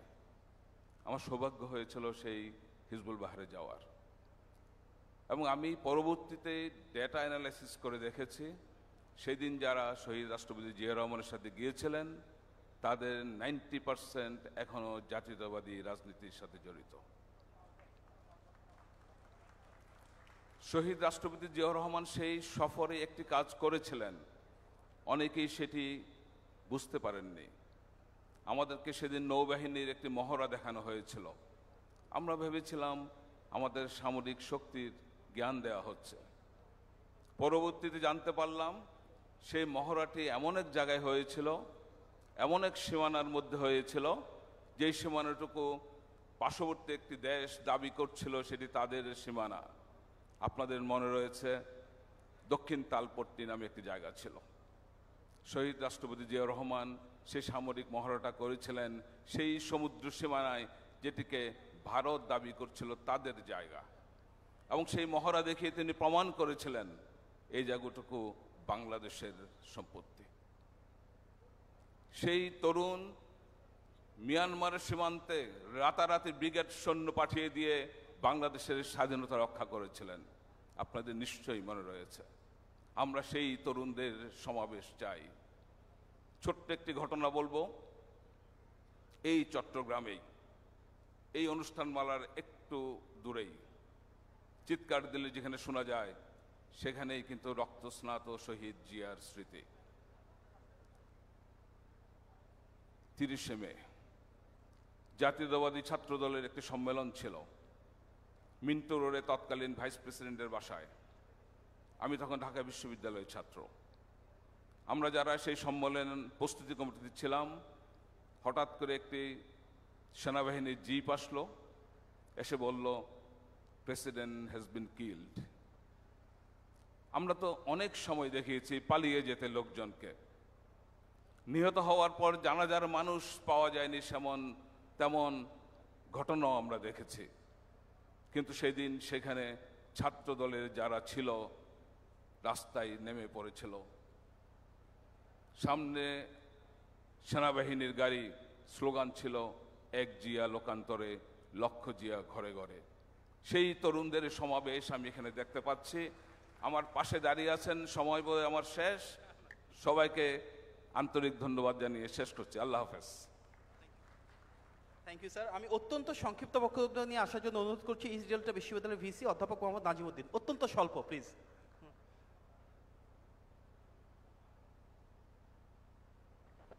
সম্মানিত প্রধান অতিথি, সম্মানিত উপস্থিতি, এখানে বিএনপির জাতীয় নেতৃবৃন্দ আছেন, সবাইকে আর যারা তরুণরা আছেন সবাইকে আসসালামু আলাইকুম। আমাকে এমনও সময় শেষ, তারপরও আবারও স্মরণ করিয়ে দেওয়া হয়েছে, আমি বেশিক্ষণ নিব না।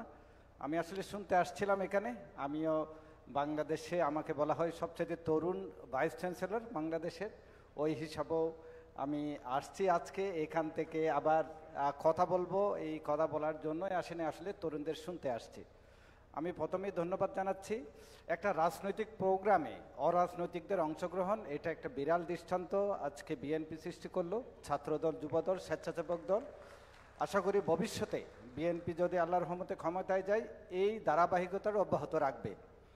আমরা দেখতে পাই, আমরা তরুণদের নিয়েই থাকি, ইস্ট ডেল্টা বিশ্ববিদ্যালয় আমাদের, আমরা তরুণদেরকে পড়াই, তরুণদের মধ্যেই নিহিত আছে বাংলাদেশ।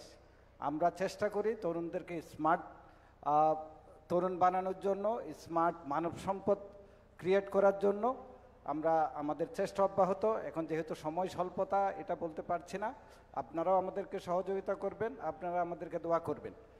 আর হচ্ছে এখানে নারীর ক্ষমতায়ন নিয়ে কথা হয়েছে, আমি একটা জিনিস আপনাদেরকে স্মরণ করে দিতে চাই, আমাদের ইস্ট ডেল্টা বিশ্ববিদ্যালয়ে 50%-এর অধিক আমাদের ছাত্রীরা আছেন।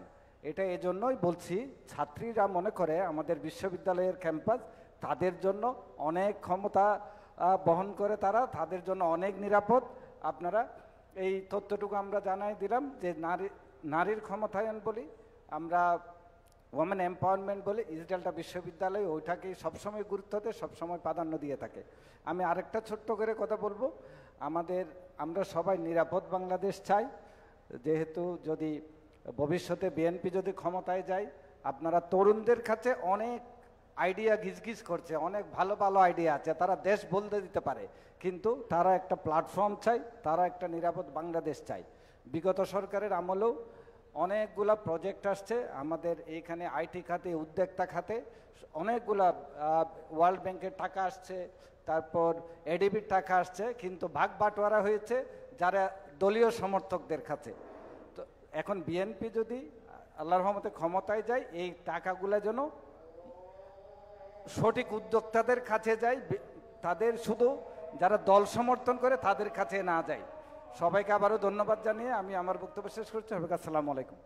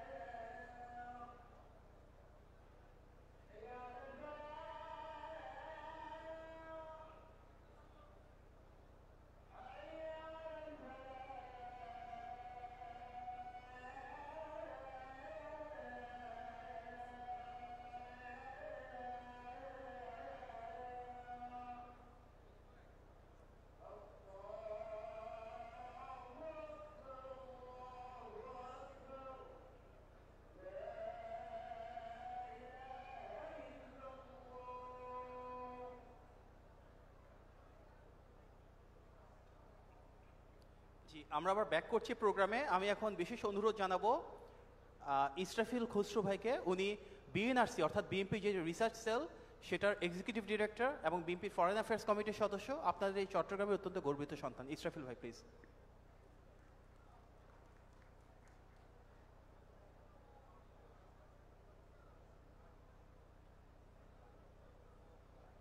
Hello hello.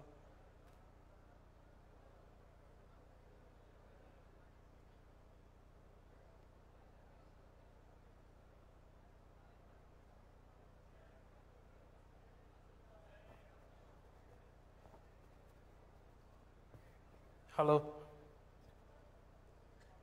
ধন্যবাদ মাহাদি। প্রথমে একটা কমিটমেন্ট দিচ্ছি, আমি কারো ধৈর্যের পরীক্ষা নেব না। আপনারা অনেকদিন সারাদিন ধরে বক্তব্য শুনেছেন। আর আমার একটা সমস্যাও আছে, আমার আগে যে কজন বক্তব্য দিচ্ছে আমার আসলে বলার তেমন কিছু আর নাই, এবং আমার অনেক পয়েন্ট আমাদের প্রধানমন্ত্রী আসে কাভার করে ফেলছেন। কাজে আমার খুব স্বল্প কিছু কথা বলবো। প্রথমে একটা প্রশ্ন দিয়ে শুরু করি। এইখানে 15 থেকে 29 বছর বয়সের মধ্যে কারা কারা আছেন একটু হাত তুলেন প্লিজ।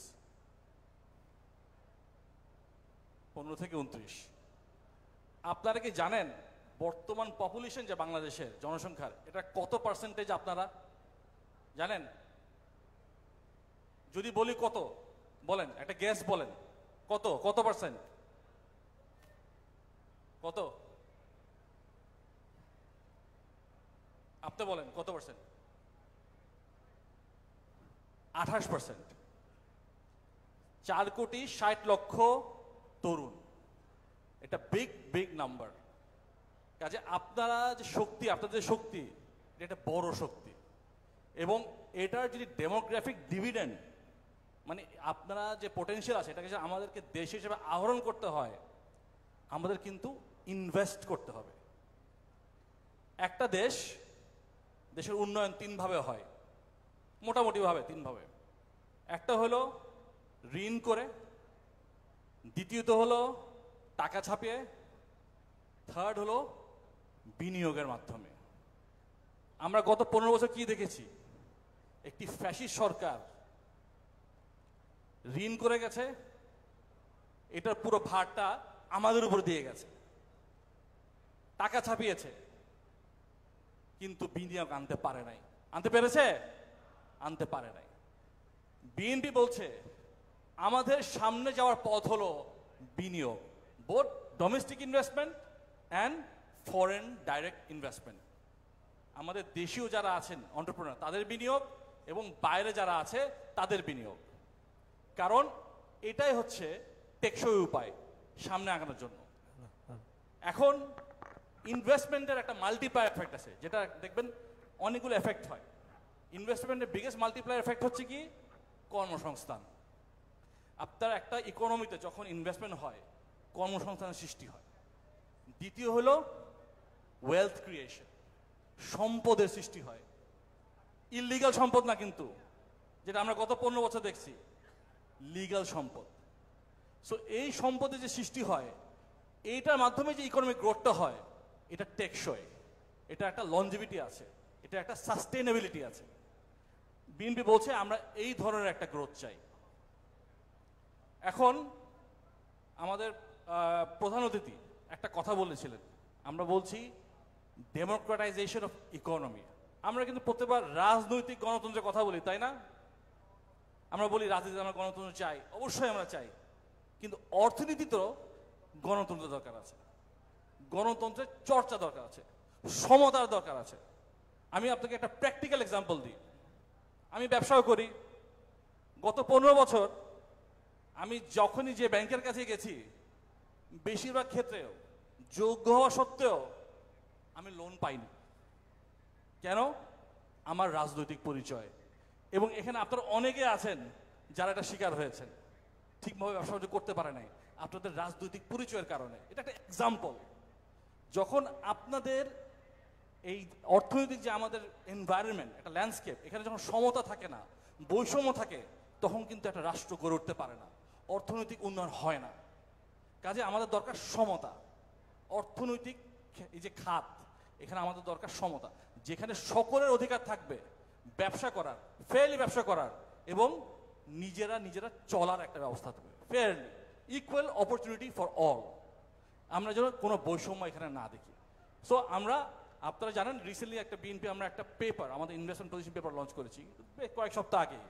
সেখানে এটা আমরা ক্লিয়ারলি বলেছি যে অর্থনৈতিক খাতে there has to be democratization, যেখানে সকলের সমান অধিকার থাকবে এবং সকলের ইকুয়াল অপরচুনিটি থাকবে ব্যবসা করা, সেটা মিডিয়াম বিজনেস হোক, স্মল বিজনেস হোক, অথবা স্মল মিডিয়াম বিজনেস হোক, এন্টারপ্রাইজেস হোক, তারা যেন ব্যবসা করে এগিয়ে যেতে পারে সফলভাবে এবং সৎভাবে। আমার কাছে অনেক তরুণ উদ্যোক্তা, হ্যালো, হ্যাঁ, তাদেরকে আমি যখন জিজ্ঞেস করি যে তোমরা ব্যবসা করার ক্ষেত্রে কি কি প্রবলেম ফেস করো, তখন তারা আমরা একটা কথা বলে, ভাইয়া ট্রেড লাইসেন্স করতে 10 দিন লাগে, আরটিএস এর আমাদের জয়েন্ট স্টকের কোম্পানি রেজিস্টার করতে 50 দিন লাগে, কথার কথা। এগুলো করতে করতে আমাদের 2-3 মাস পার হয়ে যায়। তখন এরপরে অন্যান্য এই খরচ ছিল, বিভিন্ন টেবিলে টেবিলে দৌড়াদৌড়ি, একটা ব্যবসা খালি শুরু করার জন্য।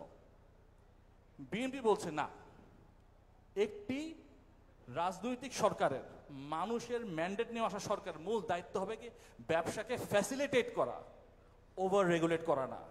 আমার কাজ আমার জনগণকে বিভিন্ন ডেস্কে ডেস্কে দৌড়াতে পাঠানো না, তাকে আমার কাজ হবে তাকে সহযোগিতা করা যেন সহজেই সে ব্যবসাটা করতে পারে।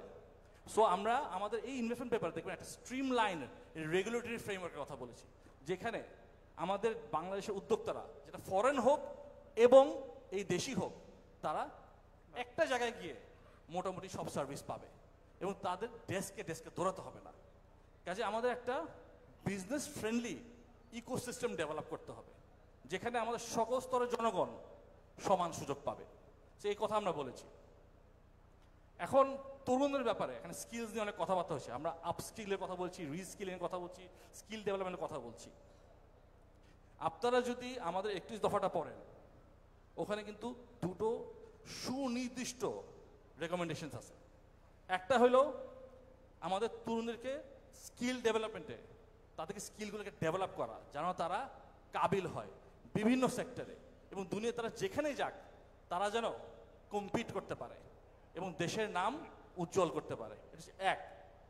দ্বিতীয় হচ্ছে আমরা এখানে বলেছি একটা যুব উন্নয়ন নীতিমালার কথা বলা হয়েছে, কিন্তু যেটা একজন বক্তা আগে বলেছেন, এবং এই যুব নীতিমালা করা হবে আমাদের বাংলাদেশের তরুণ এবং যুবকদের মতামতের ভিত্তিতে।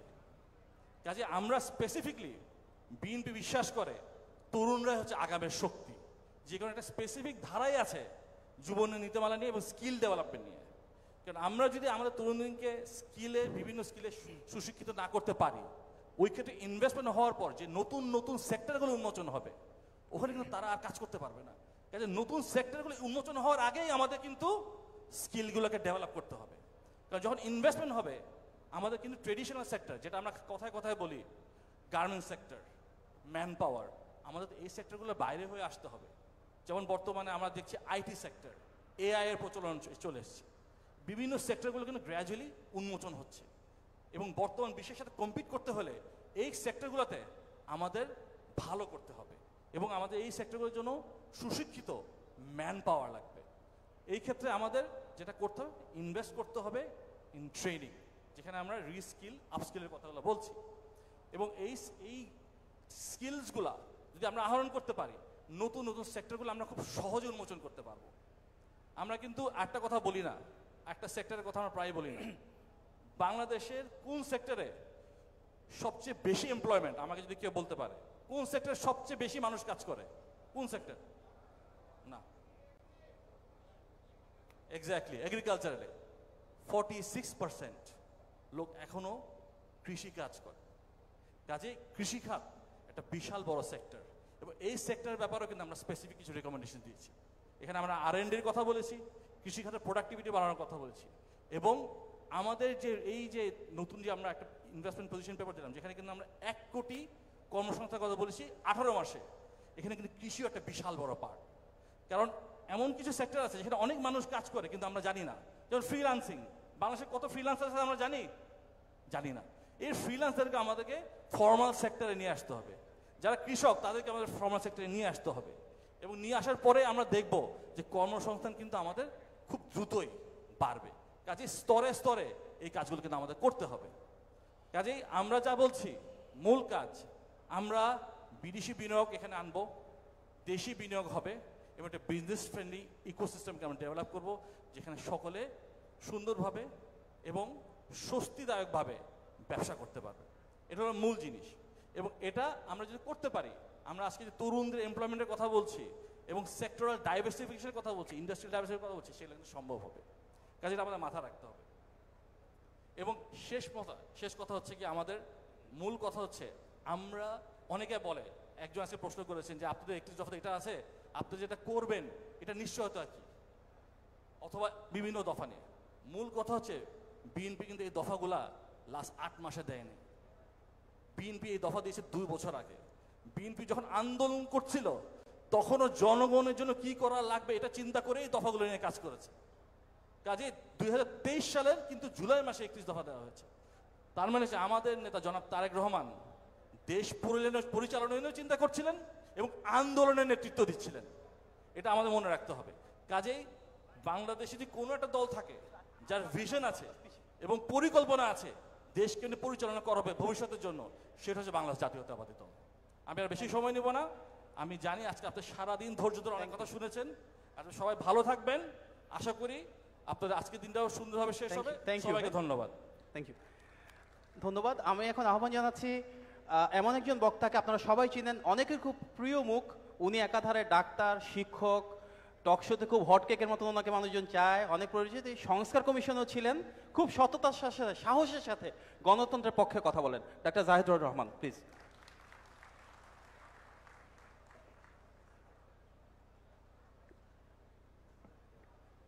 আমি খানিকটা নার্ভাস, মানে ইদানিং এই ধরনের প্রোগ্রামে দেখি বিরাট বিরাট কতগুলো ডিসপ্লে আনে। এটার মূল কারণ নার্ভাস হওয়ার আমার, কেন সেটা বলছি। এমনি আমার চেহারা ভালো না, কিন্তু এই ডিসপ্লেতে অনেক বড় করে আমাকে দেখা যাচ্ছে, ইজন্ট ইট? এবং প্রায় মনে হয় যে আপনারা এটার মধ্যে আমাকে দেখছেন, সে কারণে খানিকটা নার্ভাস আছি। দ্বিতীয় কথাটা হচ্ছে, আমাকে এখানে কেন আনা হয়েছে আমি সেটাও ঠিক বুঝতে পারছি না। মানে আমার বাবা গত বছর মারা গেছেন, তাকে যদি কেউ গিয়ে বলতো বিএনপি এ ধরনের একটা প্রোগ্রাম করছে যেখানে তরুণদের কর্মসংস্থান এসব নিয়ে কথা হবে এবং আমাকে নিয়ে যাওয়া হবে, আমার বাবা আয়োজকদেরকে বকা দিতেন। কারণ আমি জানি না আসলে আমার কি বলার আছে এখানে। কারণ আমার জীবনটা যেভাবে কেটেছে, আমাদের বেশিরভাগ বাবা মা সম্ভবত তাদের সন্তানদের জীবন সেভাবে কাটুক সেটা চান না। আবার এভাবেও তো ভাবার আছে যে সবাই তো একই রকমভাবে, একই রকম চিন্তা করে একইভাবে চলবে না। এটা একটা সমাজের হয়তো এক্সাম্পল হতে পারে, সেভাবেও দেখা যেতে পারে এটা। যাই হোক, আমি এবার আপনাদেরকে কিছু অপ্রিয় কথা বলি। মানে সবাই তরুণরা ভালো, তরুণরা সব করেছে, মানে এক ধরনের তেল দেয়া। তেল আমরা সবাই খাই তো না? সবাই খাই। বলা হয় তেল যারা কম খায় তারাও একটা তেল খায়, কোনটা জানেন? যে দেখবেন কোনোভাবেই তেল খাচ্ছে না, তাকে গিয়ে বলবেন আমি একটা জিনিস দেখলাম, এত চেষ্টা করলাম, আপনাকে কিন্তু তেল দেয়া যায় না, এই তেলটা কিন্তু খাবে শিওর। তো এখন যেটা বলছিলাম, সবাই আপনাদের খুব প্রশংসা করলো, আমি কিছু সমালোচনা, কিছু চ্যালেঞ্জের কথা বলি আমার এক্সপেরিয়েন্স থেকে। আমি 2টা প্রাইভেট ইউনিভার্সিটিতে এক যুগের মতো পড়াই, এখনো পড়াচ্ছি, এবং সাম্প্রতিক সময়ে আমি বিসিএস এর ভাইভা পরীক্ষায় এক্সামিনার হিসাবে কাজ করছি। বেশ কিছু স্টুডেন্টের পরীক্ষা নিয়েছি, এটা একটু এক্সপেরিয়েন্স আমি শেয়ার করতে চাই।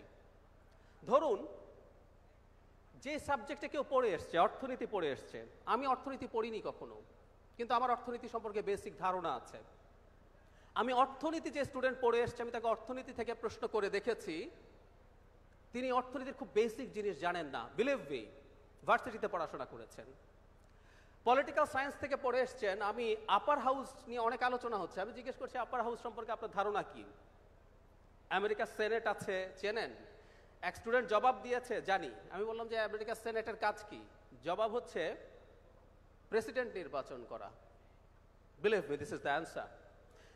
এইখানে ভাইভাতে কারা আসেন? যারা অনেকগুলো স্তর অতিক্রম করে সবচেয়ে এফিশিয়েন্ট পিপলকে ওখানে আনা হয়, তাই তো? এটা হচ্ছে অবস্থা।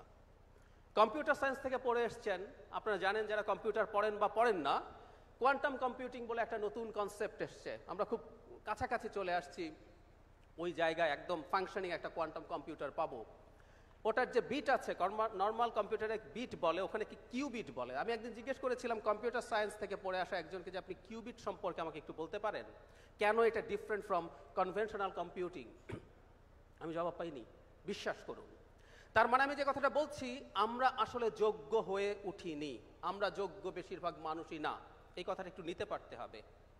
এখন এটা হয়েছে শেখ হাসিনার কারণে, আই অ্যাগ্রি। 15 বছর ধরে শেখ হাসিনা যেভাবে শিক্ষা ব্যবস্থাকে ধ্বংস করেছেন তার মাসুল, but can you write it somewhere? BCS বোর্ডে এসে যদি কেউ দেখায় এরকম একটা প্ল্যাকার্ড যে আমি শেখ হাসিনার সময় লেখাপড়া করছি তাই লেখাপড়া পারি না, শুড ইট ওয়ার্ক? চাকরিতে গিয়ে যদি আপনি দেখান যে আমি শেখ হাসিনার সময় লেখাপড়া করেছি বলে পারি না, লাভ হবে? গার্মেন্ট সেক্টরে কাজ করে একজন গার্মেন্ট ওনার, খুব বড় গার্মেন্ট ওনার, নাম বললে আপনারা চিনবেন, আমি বলতে যাচ্ছি না। তিনি একদিন আমাকে বলছেন, এই যে আমরা ইন্ডিয়ানদের চাকরি নিয়ে অনেক কথা বলি না, বাংলাদেশে গার্মেন্ট সেক্টরে ইন্ডিয়ান, শ্রীলঙ্কানরা কাজ করে অনেক টাকা নিয়ে যায়। ওই ওনার আমাকে বলছেন, বিশ্বাস করুন আমি ইন্ডিয়ানদের অর্ধেক বেতনেও যদি বাংলাদেশের কাউকে রাখি, সে খুশি মনে এই চাকরি করবে, আমারও লাভ তারও লাভ। কিন্তু আমি অনেক ক্ষেত্রে এফিশিয়েন্ট লোক পাই না। এই সত্যগুলো আমাদের মেনে নিতে পারতে হবে। আমরা চাকরিতে গিয়ে শেখ হাসিনার সময় লেখাপড়া করেছি বলে আমি পারছি না, উই ক্যানট সে দ্যাট। আমরা আসলে যোগ্য হয়ে উঠিনি, উঠছি না। আমরা মোটা দাগের ইংরেজি পারি না। এই যে ইন্ডিয়ার সাথে আমাদের যখন ঝামেলা চললো, প্রচুর মিডিয়া পাওয়া গেছে যেখানে ইন্ডিয়ানরা তাদের মতো করে প্রোপাগান্ডা চালাচ্ছে। ধরে নিলাম আমরা প্রোপাগান্ডা চালাবো, আমাদের হ্যাডাম আছে? আমাদেরকে একটা ইংরেজিতে কথা বলার মতো অনেকগুলো চ্যানেল আছে? ভারতে কতগুলো আছে দেখুন তো। সো সে তার প্রোপাগান্ডাটাও ভালো মতো পৌঁছে দিতে পারছে সব জায়গায়, আমরা পারছি না। আমরা অত্যন্ত ইনএফিশিয়েন্ট মানুষ, আমাদের স্কিল নেই মোটা দাগে বেশিরভাগ মানুষের। এই সত্যটা না মেনে নিতে হবে। এবং আমরা কোন জায়গায় দাঁড়িয়ে কথা বলছি, যখন আমি যেটা পড়ছি সেটা পারছি না। শাফকাত রাব্বি অনেক যে কথা বলেছেন, আপনারা নিশ্চয়ই খেয়াল করেছেন যে ভবিষ্যতের সময়টা কেমন আসছে। অসংখ্য প্রফেশন থাকবে না তো, অনেক প্রফেশন থাকবে না, সাংবাদিকতার একটা বিরাট অংশ থাকবে না, লয়ারদের থাকবে না, ইভেন ডক্টরদের। আমি একটা ছোট উদাহরণ দিই। মেডিসিনে একটা স্পেশালাইজেশন আছে, এটাকে হিস্টোপ্যাথোলজি বলে। হিস্টোপ্যাথোলজি মানে হচ্ছে কোষ দেখে বোঝা, মানে আমরা সহজ করে যদি বলি বায়োপসি করা হলো, এটা ক্যান্সার আছে কি নাই এটা বোঝার চেষ্টা করা হবে। এটা একটা খুবই টাফ স্পেশালাইজেশন। এআই সফটওয়্যার এখন তৈরি হয়েছে যেটা মানুষের চাইতে বেশি এফিশিয়েন্টলি কাজ করে। আমাদের রেডিওলজিস্টরা আছেন যারা বিভিন্ন রকম এক্সরে, ইসিজি না, এক্সরে, তারপর আলট্রাসোনোগ্রাম, এগুলো রিপোর্ট, সিটি স্ক্যান, এগুলো রিপোর্ট করেন। এআই মানুষের চেয়ে বেটার রিপোর্ট করছে। সো খুব দ্রুত আমাদের চাকরি বাকরি কিছু থাকছে না, কিন্তু আমরা তেমন কিছুই করছি না।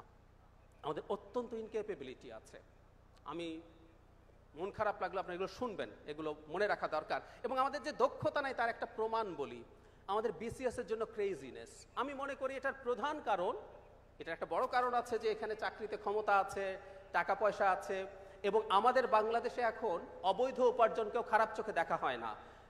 কেউ একজন বিসিএস এ চাকরি পেলো, কয়েকদিন পরই ফ্ল্যাট করলো, গাড়ি করলো, আমরা প্রশ্ন করি না। এর চাইতে একটা বড় কারণ আছে, আসলে আমরা যারা এই পরীক্ষাগুলো দিতে যাচ্ছে বেশিরভাগেরই কোনো দক্ষতা নাই। উনি বাজারে একটা চাকরি জোগাড় করতে পারবে না, এই হচ্ছে পরিস্থিতি। ফলে আপনি কি করছেন, বছরের পর বছর, জীবনের 10 বছরের মতো সময় বিসিএস নামক একটা মরীচিকার পেছনে দৌড়াচ্ছেন, কারো কারো হচ্ছে, এবং এরপর যখন আর হচ্ছে না আপনি ফ্রাস্ট্রেটেড হচ্ছেন। আমি এরকম প্রচুর ফ্রাস্ট্রেটেড মানুষকে দেখেছি। আবার এটাও তো সত্য, যাদেরকে আমরা দেখছি প্রচলিত বাজারে একটা চাকরি জোটাতে পারবেন না, তার তো বিসিএসও হচ্ছে, এবং উনি দেখছেন ওখানে ওই রকম একটা কিছু করা যায়। সুতরাং সেই বেসিক কথা, খুবই বেসিক কথা, আমরা যোগ্য হয়ে উঠতে হবে। শেখ হাসিনাকে পতন ঘটিয়েছেন আপনাদের নেতৃত্বে, মানে তরুণরাই ছিলেন। কেউ কেউ বলেন শেখ হাসিনার পতন ঘটাতে যে তরুণরা পেরেছে তারা আর সবই পারবে। আমি তা মনে করি না। বাড়ি ভাঙার স্কিল আর বাড়ি বানানোর স্কিল একই জিনিস না, দুই জিনিস। আমরা দেখছি তো যারা ওই মুভমেন্ট করেছিল, যারা শেখ হাসিনাকে ফেলিয়ে দিয়েছে বলে দাবি করেছেন, আমি তাদেরকে সামনে ছিলেন, তারা, তাদের প্রতি আমরা কৃতজ্ঞ, কিন্তু যারা মনে করেন তারাই ফেলে দিয়েছেন, তারা কি একটা দল বানাতে পারছেন? তাদের এখনকার সমাবেশে কেন ক্যামেরার ফ্রেম ছোট করে দেখাতে হয়? পারেননি। It's a different skill. তো আপনারা শেখ হাসিনাকে ফেলে দিয়েছেন, তার মানে এই না আপনি আপনার নিজেকে বাজারে বিক্রয়যোগ্য করে তুলতে পারবেন। কথাটা খারাপ শোনায়, আমরা বাজারে আসলে প্রত্যেকে বিক্রি করতে যাই, এবং ওই বিক্রয়যোগ্য করে তোলার মতো ব্যাপার আছে।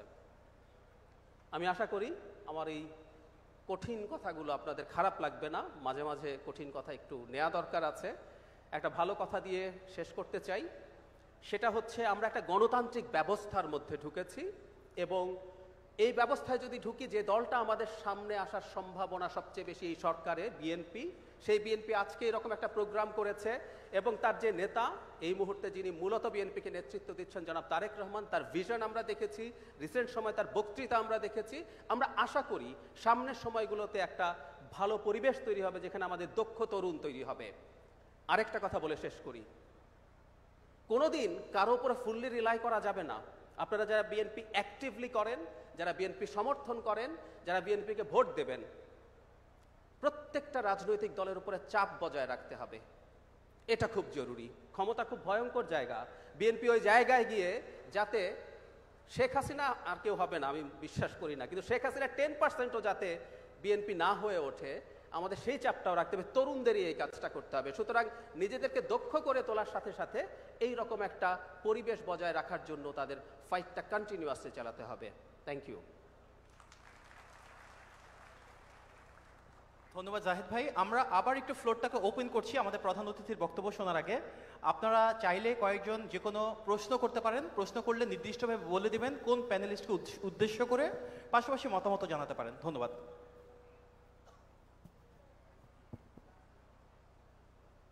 জি জি এদিকে আসসালামু আলাইকুম। আমি একজন চিকিৎসক, আমি এফসিবিএস কোর্সে আছি।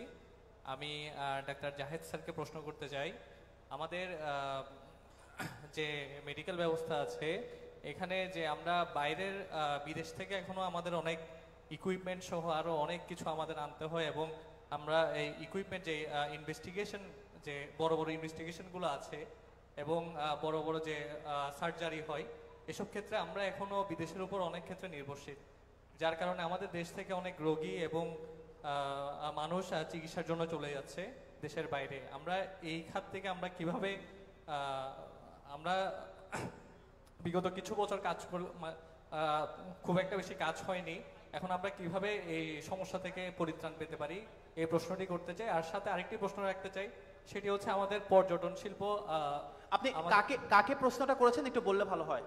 যে পর্যটন শিল্পের প্রশ্নটা আমি একটু সবার কাছে ওপেন রাখতে চাই, তবে চিকিৎসা ক্ষেত্রে প্রশ্নটা আমি ডাক্তার জাহিদ স্যারকে করেছি। আর যে আমি প্রশ্নটি করতে চাই পর্যটন শিল্প নিয়ে, আমাদের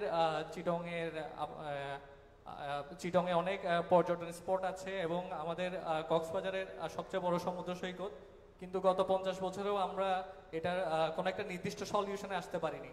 আমরা যদি এটা মনে হয় আমাদের সমুদ্র সৈকত ছাড়াও আমরা চিটংয়ে যে কাপ্তাই, এরপর আছে আমাদের বান্দরবন, আমাদের রাঙামাটি, আমরা যদি একটি বৃহৎ প্রকল্প নিতে পারি এবং এটা কি শুধু প্রকল্প নেওয়া না, এটাকে যদি আমরা ঠিক মতো বাস্তবায়ন করতে পারি, আমার মনে হয় এটা আমাদের একটা শিল্প খাতে খুব বড় একটি অবদান রাখবে। ধন্যবাদ। শোনা যাচ্ছে আমাকে? আচ্ছা, আপনি ডাক্তার বলে সম্ভবত একটা অংশ একটু সরিয়ে ফেলেছেন। আমি ডাক্তার ছিলাম বলবো কিনা জানি না, যেহেতু আমি প্র্যাকটিস করি না তাই মাঝে মাঝে ছিলাম বলতে মনে হয়। যন্ত্রপাতি এবং ইকুইপমেন্ট ফ্যাসিলিটি একটা ফ্যাক্টর, কিন্তু আমাদের রোগীরা বিদেশে যাওয়ার আরেকটা কারণ হচ্ছে আমাদের ডাক্তারদের প্রফেশনালিজম এবং তারা আমার পেশেন্টদের সাথে কিভাবে বিহেভ করেন সেটা। আপনি খেয়াল করবেন, বিদেশ থেকে যেসব রোগী বাংলাদেশে ফিরে আসেন তারা একটা কথা বলেন, আমি অনেকের কাছে শুনেছি, ওই ডাক্তারদের সাথে কথা বলেই আমার অর্ধেক রোগ ভালো হয়ে গেছে। খেয়াল করবেন এই কথাটা বলে। সো আমাদের পুরো সিস্টেমটাই নষ্ট হয়েছে। আমি আপনার অংশের সাথে একমত যে আমাদের যথেষ্ট রকম আপডেটেড জিনিসটা, কিন্তু যেসব জিনিস আমাদের দেশে আছে সেগুলোরও চিকিৎসা নিতে আমরা অনেকে কেন দেশে চেষ্টা করি না। আমাদের খুব ভালো বাইপাস সার্জারি আছে, সার্জন আছে, ইকুইপমেন্টস আছে, তারপর আমরা অনেকের ক্যাপেবিলিটি থাকলে আমরা দেশের বাইরে চলে যাই। সো যে জিনিসগুলো আছে সেই জিনিসগুলো, আমার লিভার ট্রান্সপ্লান্ট নাই, আমি বাইরে গেলাম, কিন্তু আমি কেন বাইপাস সার্জারি করার জন্য এখানে চলে যাচ্ছি? তাহলে এই পুরো সিস্টেমটাই ইনফ্যাক্ট প্রবলেম্যাটিক। এর মধ্যে আমি ব্যক্তিগতভাবে যেটা মনে করি, আমাদের স্বাস্থ্যে যে সরকারি খাত, এটা আমরা কোনোদিন এই আলাপগুলো করব, বলা হয় WHO রিকমেন্ড করছে জিডিপির 5% একটা দেশের স্বাস্থ্য খাতে ব্যয় করা দরকার। আমাদের ব্যয় শেখ হাসিনার সময়ে এটা 1% থেকে শুরু হয়েছে, ওটা এখন 0.756 এরকম প্রতি বছর কমেছে। আমি এখানে বিএনপির প্রোগ্রামে আছি, আমি একটা জিনিস একটু যোগ করতে চাই। আমি আমার কৌতূহলে আগের বাজেটগুলো দেখার চেষ্টা করলাম। 2001-06 হেলথের বাজেট কি ছিল, বিএনপির সময় হেলথের অ্যালোকেশন জিডিপির পার্সেন্টেজে তার চাইতে কম ছিল। বাজেট অ্যালোকেট করলে যে সেটা ঠিকঠাক হয়ে যাবে নট নেসেসারিলি। চুরি আছে, আওয়ামী লীগের সময় যেটা মূল সমস্যা ছিল, অ্যালোকেট করছেন কিন্তু চুরি হচ্ছে। সো অ্যালোকেশন বাড়াতে হবে এবং এই পুরো প্রসেসটা আসলে সুশাসনে আনতে হবে। লাস্ট যে কথাটা বলে শেষ করি, এটা আবার ডাক্তারদের পক্ষে, যেহেতু আমি খানিকটা ডাক্তার, তো সেই অংশে বলছি। একটা দেশে যখন প্রত্যেকটা জিনিস নষ্ট হয়ে যায়, আমরা এক্সপেক্ট করতে পারি না সেই দেশের হেলথ সেক্টর ভালো থাকবে। No way. নষ্ট হলে সবাই একসাথে হয়, ভালো হলে সবাই একসাথে হবে। মানে আমরা কি কিছু হুজুরকে ওয়াজ করতে দেখি নাই? শেখ হাসিনা কত বড় প্রাইম মিনিস্টার, উনি কত বড় নেত্রী, আওয়ামী লীগ কত ভালো, আপনি সার্চ করে দেখুন, খুবই পরিচিত। হুজুররা এন্ডোর্স করেছে শেখ হাসিনার অপশাসনকে। সো সব পচন একসাথে হয়েছিল। আমরা আশা করি ভবিষ্যতের একটা গণতান্ত্রিক বাংলাদেশে আমরা, বিএনপি সে সদিচ্ছা আছে বিশ্বাস করি, এবং আমরা চাপ জারি রাখবো বিএনপির ওপরে যাতে তারা এই সব কিছুর ব্যাপারে শেষ করে। এবং লাস্ট কথা যেটা, হেলথকে গুরুত্ব দেওয়া দরকার। কারণ একটা হিসেব আছে যে প্রতি বছর 65 থেকে 70 লাখ মানুষ পভার্টি লাইনের নিচে নেমে যায় স্বাস্থ্য ব্যয় করতে।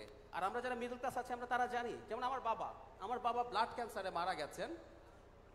আমাদের মোটামুটি সামর্থ্য আছে বলে আমরা পেরেছি। ওনার যে ঔষধের কেমোথেরাপি হচ্ছিল, উনি যতদিন বেঁচে ছিলেন, পার মান্থ ওনার কম বেশি 1 লাখ টাকার মতো খরচ হয়েছে। মানে আমাদের একটা মধ্যবিত্ত পরিবারের কাছেও এই চিকিৎসাটা ব্যয় বহন করা, উনি প্রতি মাস যদি বাঁচতেন, ওই প্রতি মাসে 1 লক্ষ টাকা যুক্ত হবে, এরকম একটা পরিস্থিতি। সো হেলথের ব্যাপারে আসলে আমাদের স্টেটের খুব কেয়ারফুল হওয়া দরকার। Thank you. আসসালামু আলাইকুম। আসসালামু আলাইকুম। আমার একটা জিজ্ঞাসা ছিল, মূলত আমির খসরু স্যার এবং নাহারিন খান ম্যামের কাছে। এই যে কিছুক্ষণ আগে নারী ব্যাপার নিয়ে অনেক কথা হচ্ছিল, তো এখানে বলা হচ্ছিল যে হ্যাঁ, মানে বিএনপি নারী অধিকার নিয়ে সবচেয়ে বেশি কাজ করেছে, এবং এখানে নারী অধিকার নিয়েও 31 দফার মধ্যে কথা ছিল। তো আমার প্রশ্ন হচ্ছে, স্পেসিফিকভাবে যদি আমি বলি, মানে বাংলাদেশের সবচেয়ে বড় যে প্রবলেম বলি, একটা ধর্ষণ, এবং বর্তমান সময়ে যেটা সামাজিক যোগাযোগ মাধ্যমে যে ধরনের যৌন সহিংসমূলক বা মানহানিমূলক মানে মন্তব্য আসে, বিশেষ করে কমেন্ট বক্স বা এই ধরনের ব্যাপারে, তো সেই ক্ষেত্রে আসলে আমরা তো সেই ধরনের ক্ষেত্রে প্রতিরোধের ক্ষেত্রে কোনো রকম ব্যবস্থা খুব একটা না হচ্ছে না, কিংবা শিক্ষা প্রতিষ্ঠান বা কর্মক্ষেত্রে নারী নিরাপত্তায় কোনো নিপীড়ন বিরোধী ট্রান্সপোর্ট বা এই ধরনের কোনো গঠন বা এই ব্যাপার নিয়ে স্যারের কাছে আর কি প্রশ্ন করবো যে তাদের অবস্থান, এবং একই সাথে এই যে পাঠ্যপুস্তকে ঋতুস্রাব বা এই ধরনের নারী স্বাস্থ্য বিষয়ক ব্যাপারগুলো। ধন্যবাদ ভাই। আমরা আরেকটা প্রশ্ন আমরা একসাথে নিয়ে নিই প্লিজ। জি, আসসালামু আলাইকুম। আমার নাম সাধা, আমি চট্টগ্রাম বিশ্ববিদ্যালয়ে অধ্যয়ন করছি। তো আমার প্রথম প্রশ্নটা হচ্ছে, একটা প্রশ্ন প্লিজ, তাহলে অনেক কিছু করতে পারবে। হ্যাঁ, আমার আসলে কয়েকটা প্রশ্ন আছে, একটু সময় চেয়ে নিচ্ছি। প্রথম প্রশ্নটা হচ্ছে, শিক্ষাক্ষেত্রে নতুনত্ব আনার কথা বলা হয়েছিল, সেক্ষেত্রে সেই নতুনত্ব কি শুধু এসএসসি এইচএসসি লেভেল পর্যন্ত আসবে নাকি বিশ্ববিদ্যালয় লেভেলেও আসবে? কারণ আমরা এখনো বিশ্ববিদ্যালয় লেভেলে সেই গদবাধা সিস্টেম থেকে বের হতে পারিনি, এখনো সেই আদি যুগের পড়ালেখাগুলোই পড়িয়ে যাওয়া হচ্ছে। বিশেষ করে আমি আমার ডিপার্টমেন্টের কথা বলছি। দ্বিতীয় প্রশ্ন হচ্ছে, নারী বিষয়ে যেহেতু কথা উঠলই, সে তো বিভিন্ন সেক্টরে নারীদের নিরাপত্তার জন্য রাষ্ট্রীয়ভাবে আসলে কি উদ্যোগ নেওয়া হবে, এবং যে ক্ষেত্রে নারীদের প্রতি বিভিন্ন অন্যায় করা হচ্ছে, বিশেষ করে রেপের মতো অন্যায়গুলো করা হচ্ছে, সেগুলোর কি মানে পদক্ষেপ নেওয়া হবে, সেগুলোর যোগ্য শাস্তি কি আসলে দেওয়া হবে কিনা, বা দেওয়া হলে কত সময়ের মধ্যে দেওয়া হবে, সেটির যদি কোনো সমাধান থাকতো। ধন্যবাদ।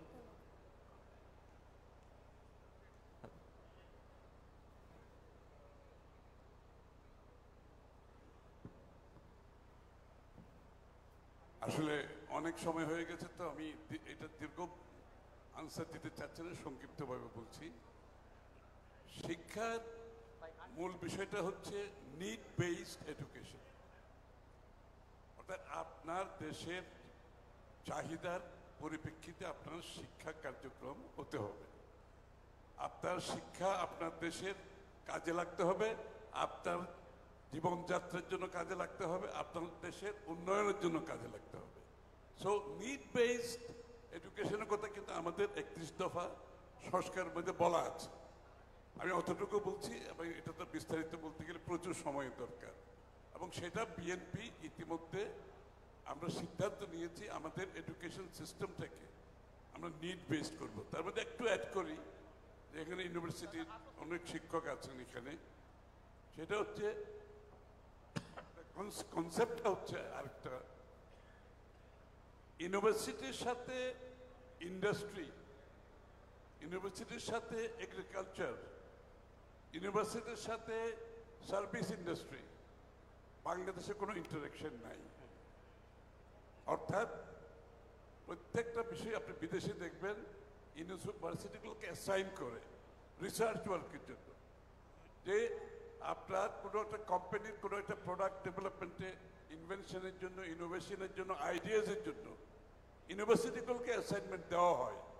সেই কালচারটা বাংলাদেশে আমরা শুরু করতে পারি নাই। আই ক্যান অ্যাসিওর ইউ এটা আমাদের প্রোগ্রামের মধ্যে আছে। আগামী দিনে ভালো ভালো ইউনিভার্সিটি যাদের রেটিং ভালো, I have to be very categorical, যাদের রেটিং ভালো, এই সমস্ত ইউনিভার্সিটিকে আমরা আইডেন্টিফাই করব। আইডেন্টিফাই করে ইন্ডাস্ট্রির নিড, সার্ভিস সেক্টরের need, agriculture and social need সবগুলো তাদেরকে দায়িত্ব দেওয়া হবে। এখানে একটা বাজেট, এই যে আমি বলছি শিক্ষা খাতে 5% জিডিপির বাজেট অনেক বড়, কিন্তু বিএনপি এই সিদ্ধান্তটা অনেক পেইনফুল এক্সারসাইজ করে নিয়েছে। কিন্তু don't think it's a political slogan. আমি যে 5% দেব it's a huge amount of money. এর মধ্যে এইটা আছে, একটা হচ্ছে ইউনিভার্সিটিকে এখানে অনবোর্ড রাখা, লুপের মধ্যে রাখা অ্যাক্টিভিটির মধ্যে, একটা হচ্ছে স্কিলিং, রিস্কিলিং, আপস্কিলিং ইনভেস্ট করা, একটা হচ্ছে এডুকেশন সিস্টেমটাকে নিড বেসড করার জন্য। সো লট অফ ইনভেস্টমেন্টের কিন্তু আমরা কথা বলছি, আপনি তো পলিটিক্যাল বক্তব্য দিয়ে লাভ হবে না। এগুলো আমরা ওয়ার্কআউট করেছি, আমরা ওয়ার্কআউট করে এই কথাগুলো বলেছি যে 5% of the GDP will be invested in education. এবং এটার সাথে হেলথ একটু রিলেটেড আছে। আপনার যদি নাগরিকের সুস্বাস্থ্য না থাকে তাইলে কিন্তু সে কিন্তু ভালো নাগরিক হবে না। তার মেধা সেদিন স্ট্যান্ডার্ড চিলড্রেন হয়ে যায়, তার মেধা, তার সব কিছু কমে যায়, শরীরের সক্ষমতা কমে যায়। এই জন্য আমরা ইউকের আপনার এনএইচএস মডেলে প্রত্যেকটা নাগরিক একটা ডাক্তারের সাথে রেজিস্টার্ড থাকবে, তার primary health care will be free. Again হেলথে যে 5% জিডিপি আমরা বলতেছি, হিসাব কিতাব করে কিন্তু কথা বলছি, আমরা কিন্তু এমনি বলি নাই। হ্যাঁ, আমরা কিন্তু অনেক জায়গায় অন্য খরচ কমিয়ে আনতে হবে। আমরা মেগা প্রজেক্টে যাব না, যে প্রজেক্টটা দেশের জন্য দরকার সেই প্রজেক্টটা করব। আমরা যদি অতগুলো চুরি করার জন্য, লুটপাট করার জন্য মেগা প্রজেক্ট করি তাহলে কিন্তু আমরা এগুলো পারবো না। আমরা যে প্রজেক্ট নিতান্ত দরকার সেগুলো করব। আর জনগণের যে সোশ্যাল ওয়েলফেয়ার যেটা আছে, দ্যাট উইল বি প্রায়োরিটি আমাদের জন্য। আর মহিলাদের ব্যাপারে এটা ফোরাম, কারেক্ট ফোরাম না, বাট তারপরেও আমি বলবো যে মহিলাদের প্রোটেকশনের জন্য এটা খালি স্টেটের ব্যাপার, স্টেট তো হবে, সোশ্যাল রেসপন্সিবিলিটি, পলিটিক্যাল রেসপন্সিবিলিটি আমাদেরকে ওন করতে হবে। মহিলাদের প্রোটেকশনটা আমরা সবাইকে ওন করতে হবে। সুতরাং এই জায়গাতে আমরা চেষ্টা করব সোশ্যাল অ্যাওয়ারনেস ক্রিয়েট করা, কমব্যাক্টের ল অ্যান্ড অর্ডার অথরিটিকে ট্রেন করা, স্পেসিফিক্যালি ট্রেন করা। দিস আর স্পেশালাইজড জব, একটা সাধারণ পুলিশের কিন্তু এটা আসবে না। This are very specialized job, so you have to train your police force accordingly. Thank you. Thank you. আমরা শেষ প্রশ্ন দিতে চাচ্ছি। জি, হ্যালো, আসসালামু আলাইকুম। হ্যালো, ওয়াসলাম, জি বলেন। হ্যালো, আমার প্রশ্নটা হলো প্রধান অতিথি বিএনপি স্থায়ী কমিটির সদস্য আমির খসরু মাহমুদ চৌধুরী আঙ্কেলের কাছে। আমার প্রশ্নটা হলো হেলথ সেক্টর নিয়ে। বাংলাদেশের 18 কোটি, আপনি একবার করেছেন না? না না, আমি বলিনি, আমার পাশের জন বলেছি। বাংলাদেশের হেলথ সেক্টর নিয়ে আমার একটা প্রশ্ন ছিল ছোট্ট। বিএনপি যদি আগামী দিনে বাংলাদেশের ক্ষমতায় আসে জনগণের ভোটে, তাহলে হেলথ সেক্টর নিয়ে পাবলিককে কি আসলে door to door health service পৌঁছাতে পারবে? কারণ বিগত দিনে আমরা দেখে এসেছি বাংলাদেশের মানুষ বড্ড অসহায় হেলথ সেক্টরে, প্রাইভেট পাবলিক বোথ। পাবলিক সাইডে গেলে মানুষ সিট পায় না, ডক্টরের অ্যাপয়েন্টমেন্ট পায় না, এই ক্ষেত্রে গট ইউর পয়েন্ট, ঠিক আছে, বসেন আপনি বসেন। আমি কিন্তু ইতিমধ্যে একটু বলেছি primary health care will be free for every, সকলের জন্য প্রাইমারি হেলথ কেয়ারটা ফ্রি। তারপরে পরের যে হেলথ কেয়ারগুলো, আরও যে ক্রিটিক্যাল হেলথ কেয়ার আছে, এগুলো দরিদ্র সীমার নিচে যারা থাকবে তাদের জন্য একটা প্রভিশন আমরা রাখতে চাচ্ছি, দরিদ্র সীমার নিচে যারা। কারণ বাংলাদেশের এত টাকা নেই, আমি একটা প্রজেক্ট করলে তো বললে হবে না, এই পর্যায়ে আমরা ওর জন্য দরিদ্র সীমার নিচে যারা থাকবে তাদের জন্য হেলথ কেয়ারের জন্য, পরবর্তী চিকিৎসার জন্য যে ক্রিটিক্যাল, সেটা আমাদের পক্ষে করা হবে। সুতরাং আপনার প্রাইমারি হেলথ কেয়ারটা যদি আপনি ঠিকমতো অ্যাডমিনিস্টার করতে পারেন, মানুষের অসুখ বিসুখ কমে যাবে, মানুষের শরীরটা ইমপ্রুভ, মানে শরীর ভালো থাকবে, কিন্তু আপনার রোগ কমে যাবে। আপনাকে এই জন্য primary health care is very important. আমাদের বাংলাদেশে কিন্তু প্রাইমারি হেলথ কেয়ার নাই বলে এরপরে অনেকগুলো রোগ হতে থাকে, বিশেষ করে যারা অ্যাফোর্ড করতে পারে না তাদের হতে থাকে। এই জন্য আমরা প্রাইমারি হেলথ কেয়ারের উপর জোর দিচ্ছি। তারপরে তার শরীরটা যখন সুস্থ থাকবে, ক্রমান্বয়ে তার ইমিউনিটি ডেভেলপ করে সব কিছু ডাক্তার সাহেবরা ভালো বলতে পারবে এগুলো। তো এগুলো ইম্পর্টেন্ট। এই জন্য আমাদের ইনভেস্টমেন্টটা এই দুই জায়গায় অনেক বড় ইনভেস্টমেন্ট আমরা করতে যাচ্ছি। এবং এটা কিন্তু বাংলাদেশের একটা, আপনাকে ইকোনমিক্সের একটা ইকোনমিক বেনিফিট বলি, এই যে গরিব ফ্যামিলিগুলো যারা আছে তারা কিন্তু হেলথ কেয়ারের জন্য অ্যাভারেজে আমরা দেখছি 5 থেকে 10 থেকে 15,000 টাকা লাগে প্রত্যেক ফ্যামিলি। দ্য মোমেন্ট আমরা প্রাইমারি হেলথ কেয়ার তাদেরকে দিতে পারবো, তাদের কিন্তু মাসে 10 থেকে 15,000 টাকা সেভিং। অর্থাৎ this delivery is the must easier delivery than গভর্নমেন্টের ক্যাশ দিয়ে এখানে দুর্নীতি হবে, ডেলিভারি হবে কি রাইট পার্সন পেলো কি পেলো না। হেলথ কেয়ার কিন্তু সকলের জন্য ডেলিভার্ড, এই টাকাটা সকলের পকেটে থাকবে। বাংলাদেশের বর্তমানে out of expenditure out of pocket expenditure for health care সাধারণ মানুষের হাইয়েস্ট ইন দ্য ওয়ার্ল্ড। আফগানিস্তানের চেয়েও বেশি বাংলাদেশ, আফগানিস্তানের চেয়ে বেশি আমাদের সাধারণ লোকজন নিজের পকেটের পয়সা দিয়ে ট্রিটমেন্ট করে। সুতরাং এইটার আনসার হিসাবে আমরা বের করেছি primary health care is very important. Thank you. ধন্যবাদ। আরেকটা প্রশ্ন ছিল, মাইক আছে কার হাতে? হ্যালো স্যার, স্যার জি হ্যালো স্যার, আমার একটা ছোট্ট ওখানে ওনার কাছে দেওয়া হয়েছে অলরেডি, একটা মিনিট প্লিজ। আসসালামু আলাইকুম, আমি অ্যাডভোকেট আয়েশা আক্তার সানজি বলছিলাম।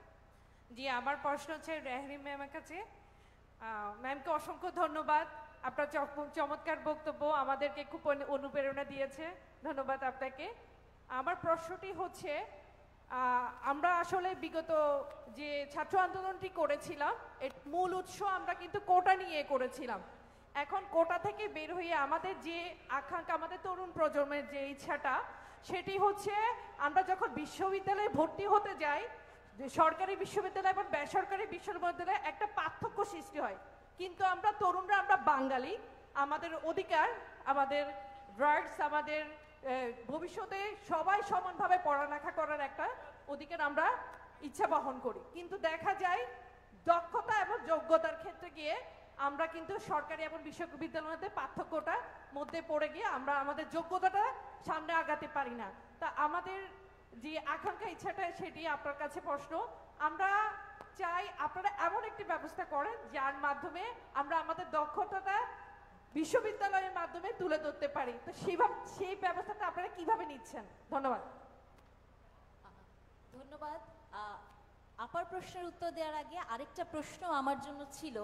আমি মনে করি যে আমার দায়িত্বের জায়গা থেকে সেই প্রশ্নের উত্তরটা আমার দেয়াই উচিত। ধর্ষণ নিয়ে প্রশ্ন উঠেছে, যেটি আমরা সচরাচর মানে আমাদের দেশে খুবই খারাপ অবস্থা দেখতে পাই, কিন্তু এই প্রশ্নের উত্তরগুলো দেয়া হয় না। মিডিয়া আছে, আমি মিডিয়াকে প্রথমে একটি প্রশ্ন করতে চাই। মিডিয়াতে ধর্ষণ হলে প্রথম যে শব্দটা লেখে সেটি লেখে হচ্ছে শ্লীলতাহানি। আপনি আমাকে বলেন, যে মেয়েটি ধর্ষিত হলো তার কেন শ্লীলতাহানি হবে? যে ধর্ষণ করলো সেই পুরুষটির কেন শ্লীলতাহানি হবে না? নহন্যতে বলে একটি শব্দ আছে, তার মানে হচ্ছে তুমি আমার শরীরটাকে হনন করলেও মনটাকে হনন করতে পারোনি। তাহলে যাকে জোর করে ধর্ষণ করা হয় তার কেন শ্লীলতাহানি হবে? সো ধর্ষণের প্রসঙ্গে প্রথমে মিডিয়ার অনেক ভূমিকা আছে, আমাদের ভূমিকা আছে, এবং আমি মনে করি যে বাংলাদেশ জাতীয়তাবাদী দল যতবার ক্ষমতায় ছিল নারীর উন্নয়নে তারা অনেক কাজ করেছে, না এই সময়ে মানে বিএনপি ক্ষমতায় থাকা অবস্থায় তারা নারীর একটা সংরক্ষিত আসন করেছিল, পরবর্তীতে যদিও শুধু আমরা গায়িকা এবং নায়িকা পেয়েছি, সঠিক স্ক্রুটিনিটা করে হয়নি নারীর সংরক্ষিত আসন। তবে আমি মনে করি যে জাতীয়তাবাদী দলের হাত দিয়েই নারীর ক্ষমতায়ন হচ্ছে। এবং আরেকটা কথা বলতে চাই, বিএনপির 31 দফা নিয়ে মাহাদি ভাই অনেক কাজ করেছেন 31 দফায়, কেন না মানে মহিলা এবং শিশু শব্দটি লিখে সেটা 23 নম্বরে আছে। আমি চাই সেটি 1-2 নম্বরে চলে আসবে, হ্যাঁ, সেটি 23 নম্বরে যাতে না থাকে। দেখুন, এমন একটা শহরে আমরা থাকি, পানি হচ্ছে মানে জীবনের অপর নাম, তাই না? আমরা নারীরা পানি খেতে পারি না, আমরা কর্মজীবী নারীরা পানি খাই না, কারণ এই শহর আমাকে জীবনের ওই জায়গাটি দেয়নি যে আমি একটা পাবলিক টয়লেট ব্যবহার করতে পারি। বাংলাদেশের নারীরা সত্যিকার অর্থে কর্মক্ষেত্রে পানি খান না একটা পাবলিক টয়লেটের অভাবে। আমি আশা করব ভবিষ্যতে যারা ক্ষমতায় আসবেন তারা এই বিষয়গুলো দেখবেন। আর আপার কথা যেটি বলছেন যে শিক্ষা, দক্ষতা, বিশ্ববিদ্যালয় কেমন করে চলবে, এর আগে স্যার কথা বলেছেন, স্যার বলেছেন যে জীবনমুখী শিক্ষা, চাকরিমুখী শিক্ষা, আমি সবই বিশ্বাস করি। একটা দেশে, একটা নেশনে সবাই কি পড়তে চায় জানেন? কম্পিউটার সায়েন্স না, সবাই পড়তে চায় বিবিএ, এমবিএ। কিন্তু এই দেশে কি কোনোদিন ফিলোসফার হবে না? এই দেশে কি কেউ হিস্ট্রি পড়বে না?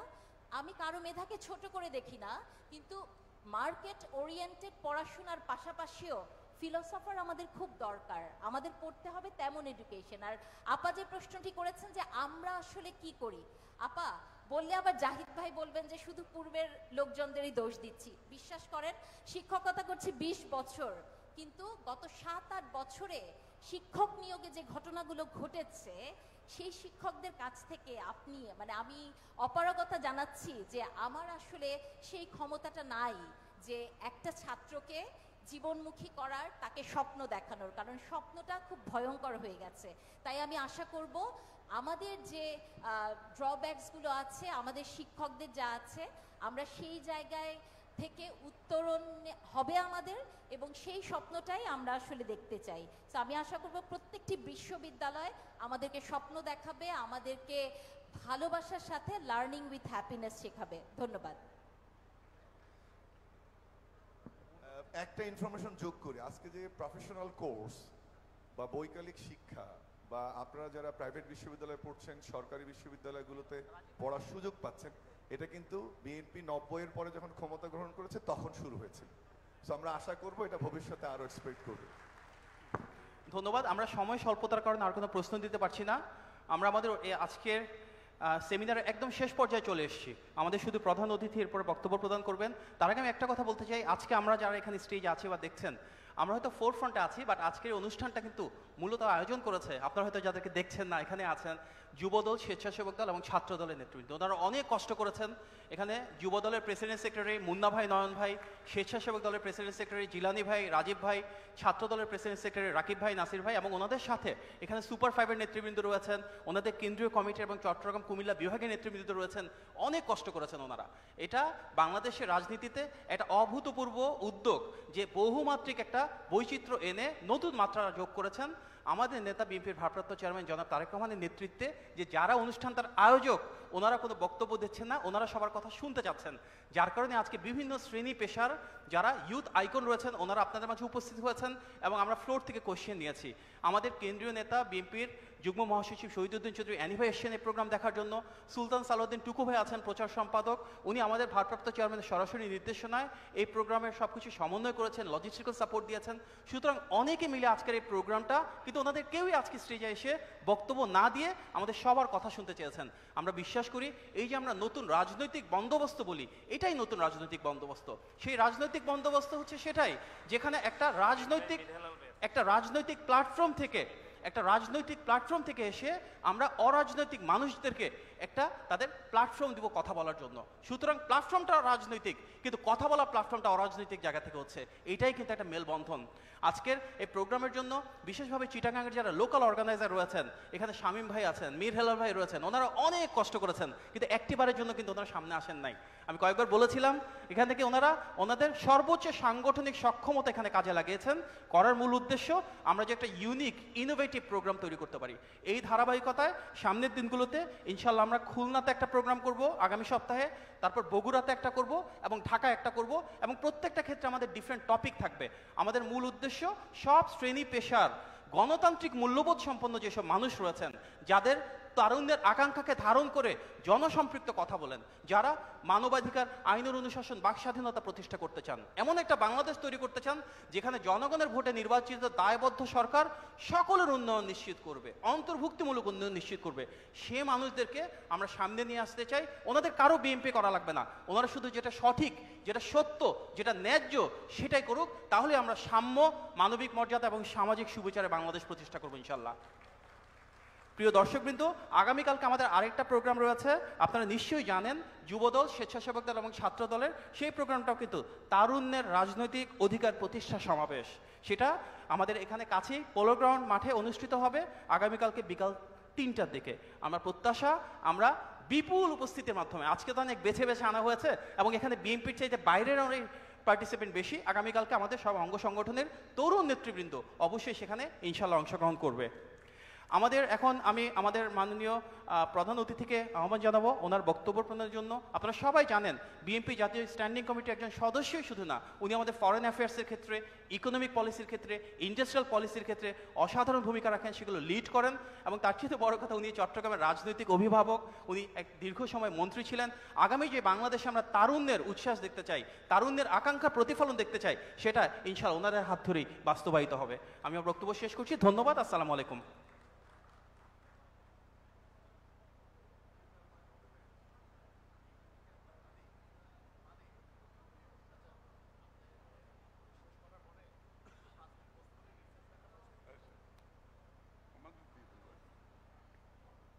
বিসমিল্লাহির রহমানির রহিম। কি বক্তৃতা শোনার ধৈর্য আছে? মনে তো হয় না।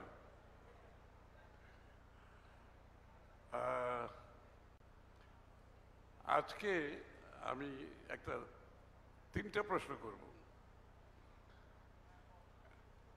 এখান থেকে আপনারা কতক্ষণ? আমরা এখানে 4টা থেকে না 3টার থেকে 4 ঘন্টা। এই 4 ঘন্টা আপনারা ধৈর্য ধরে এখানে বসে আছেন, শুনছেন, প্রশ্ন করছেন।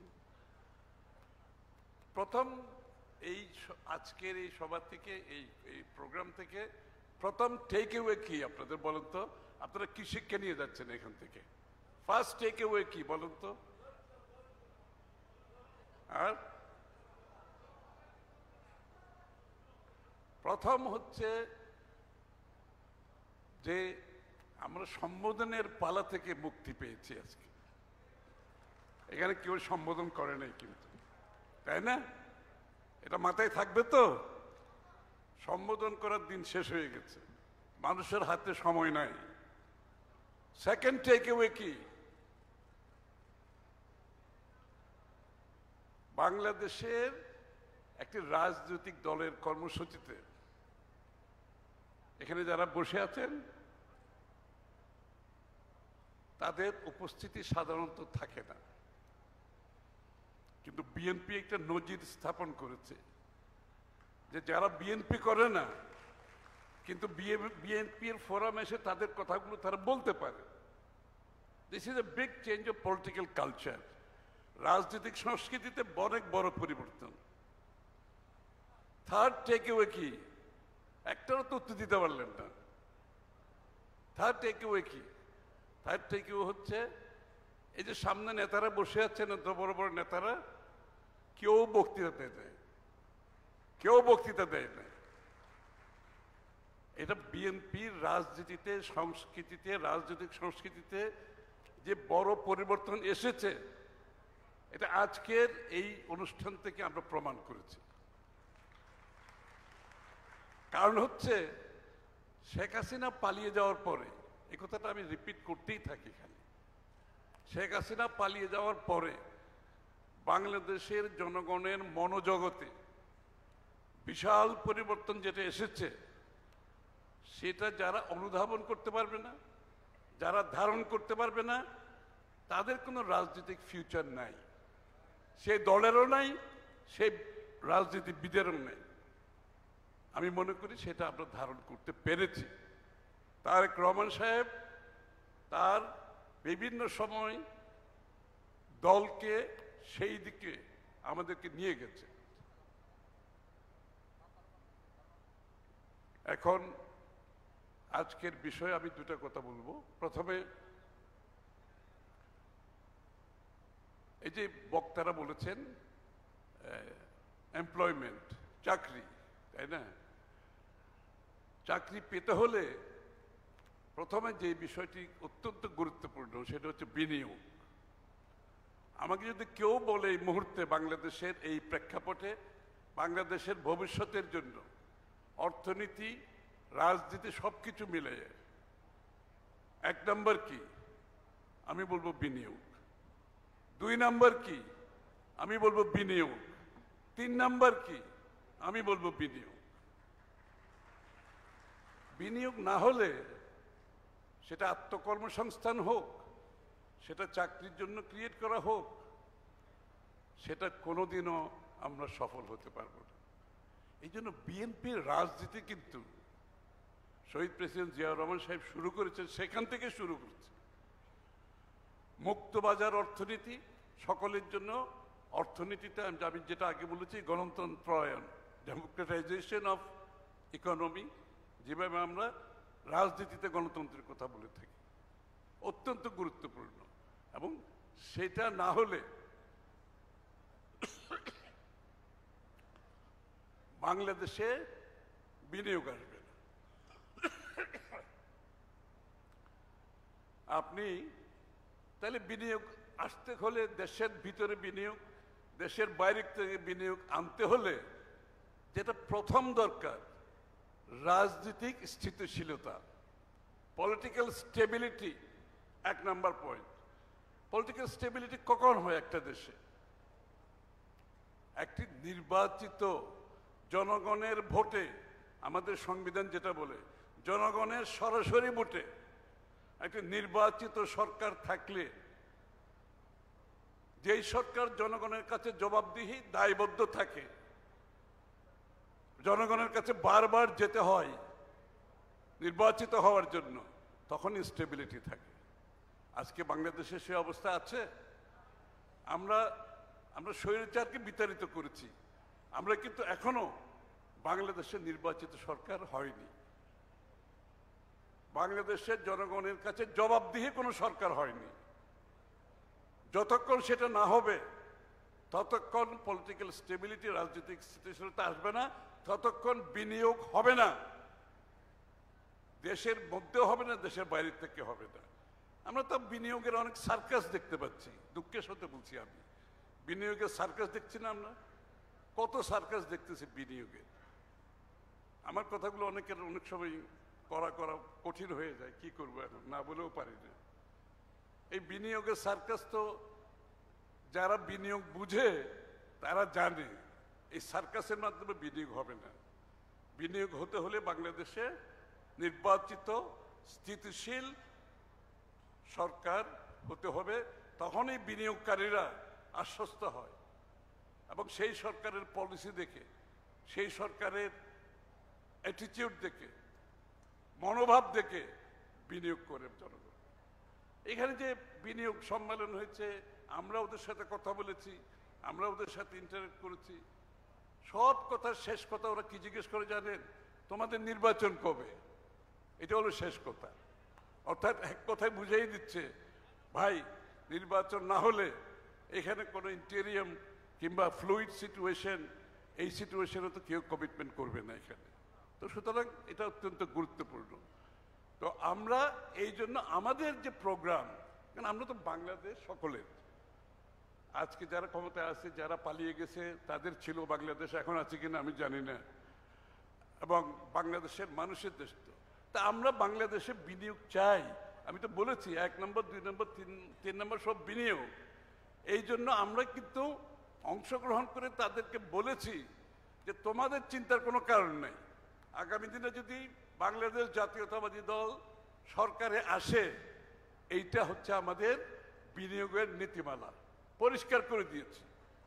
এবং লিখিতভাবে দিয়েছি, বুলেট পয়েন্ট দিয়ে দিয়েছি, বক্তৃতা করে দিয়েছি, যাতে করে এই লোকগুলো বাংলাদেশে বিনিয়োগ করে। কারণ আমরা তো দেশপ্রেমিক দল, আমরা চাই বাংলাদেশে বিনিয়োগ হতে হবে। এই জন্য বিএনপির অবস্থান আমরা পরিষ্কার করেছি। এই যে কথাগুলো এতক্ষণ আমি বললাম, রিপিট করে লাভ নেই, এগুলো এই কথাগুলো তাদেরকে বলেছি। আমাদের আগামী দিনের রাষ্ট্রের অর্থনৈতিক পরিকল্পনা কি, তাদেরকে তারা যাতে আশ্বস্ত হয়, তারা যাতে তাদের প্রোগ্রামটা এখন থেকে শুরু করতে পারে, যখন সরকার পরিবর্তন হওয়ার সাথে সাথে আমরা বিনিয়োগে যেতে চাই। কারণ আমরা একটা প্রমিস করেছি, অনেকগুলো প্রমিসের মধ্যে, সেটা হচ্ছে 18 মাসে 1 কোটি চাকরির ব্যবস্থা আমরা করব। আমি কিন্তু রিপিট করতেছি, এটা পলিটিক্যাল স্টেটমেন্ট না। 18 মাসে 1 কোটি চাকরি। এখানে যারা বিজ্ঞ, আমাদের ফাহিম খুব সুন্দর করে বলেছে কতগুলো জব, কত লক্ষ জব, কোথায় কোথায় হবে। আরো একজন বলেছেন কোথায় কোথায় হবে। আমরা হিসাব করেছি, এবং এটাকে যদি আমরা আমাদের লিবারালাইজেশন করতে পারি, ডিরেগুলেশন করতে পারি, কারণ নিয়ন্ত্রণে লাভবান হয় যারা দুর্নীতিবাজ। এই জন্য এই দেশটাকে নিয়ন্ত্রণ মুক্ত করে দিতে হবে। ওই যে একটা আইটি রিলেটেড ব্যবসাতে কত লক্ষ লোকের চাকরি, ফাইম সেটা বলে গেছে, আমি ফিগারে যাচ্ছি না। আমাদের ম্যানুফ্যাকচারিংয়ে কত হবে, আমাদের আত্মকর্মসংস্থানে কত হবে, আমাদের বিদেশে কত লোক যাবে, স্কিল কত লোক যাবে, আনস্কিল কত যাবে, সব কিছু হিসাব কিতাব করে আমরা 1 কোটি লোকের কর্মসংস্থান কথা বলেছি 18 মাসের মধ্যে। ইনশাআল্লাহ আমরা যে প্রোগ্রাম নিয়েছি, এই তরুণ সমাজ আপনাদেরকে সকলকে নিয়ে আগামীর বাংলাদেশে সেটা সফলভাবে বাস্তবায়ন করতে পারবো। এই জন্য সবাইকে এগিয়ে আসতে হবে, কর্মক্ষম হতে হবে, এবং দেশকে ভালোবেসে, দেশের স্থিতিশীল অবস্থা রেখে একটি গণতান্ত্রিক প্রক্রিয়ার মাধ্যমে আমাদের সেই ব্যবস্থা করতে হবে। ওই যে আরেকটা কথা সবসময় উনি নতুন বন্দোবস্তের কথা শুনি সবসময়, এটা জাহিদ ভাই এগুলো আমার থেকে ভালো বলতে পারবে। আরো নতুন বন্দোবস্তের জন্য তো 31 দফা দেওয়া হয়েছে, নতুন বন্দোবস্তের জন্য তো ভিশন 2030 দেওয়া হয়েছে। তারপরে যদি কারো মাথায় না ঢুকে, কেউ যদি ঢুকাইতে না চায়, কেউ যদি জেগে ঘুমাতে চায়, তাহলে তো কিছু করার নেই। ওই নতুন বন্দোবস্তের জন্য 31 দফা। সুতরাং আমরা 31 দফা বাস্তবায়ন করে নতুন বন্দোবস্ত বাংলাদেশে করবো ইনশাআল্লাহ। সবাইকে ধন্যবাদ। আপনাকে আবারও একটু অনুরোধ করছি, আপনারা বসুন প্লিজ। আপনাদের জন্য রিফ্রেশমেন্ট আছে, আপনাদের সিটে পৌঁছে দেওয়া হবে খুব দ্রুত। আবারও ধন্যবাদ জানাচ্ছি যুবদল, ছাত্রদল এবং স্বেচ্ছাসেবক দলের আয়োজকবৃন্দকে। অনেক ধন্যবাদ আজকে যারা এই অনুষ্ঠান সফল করেছেন, সুলতান সালাউদ্দিন টুকু ভাই, মাহবুবুর রহমান শামীম ভাই, মীর হেলাল ভাই, ওনারা অনবদ্য ভূমিকা রেখেছেন, অনেক কষ্ট করেছেন। সাংবাদিক ভাইয়েরা অনেকে ঢাকা থেকে এসেছেন, আপনার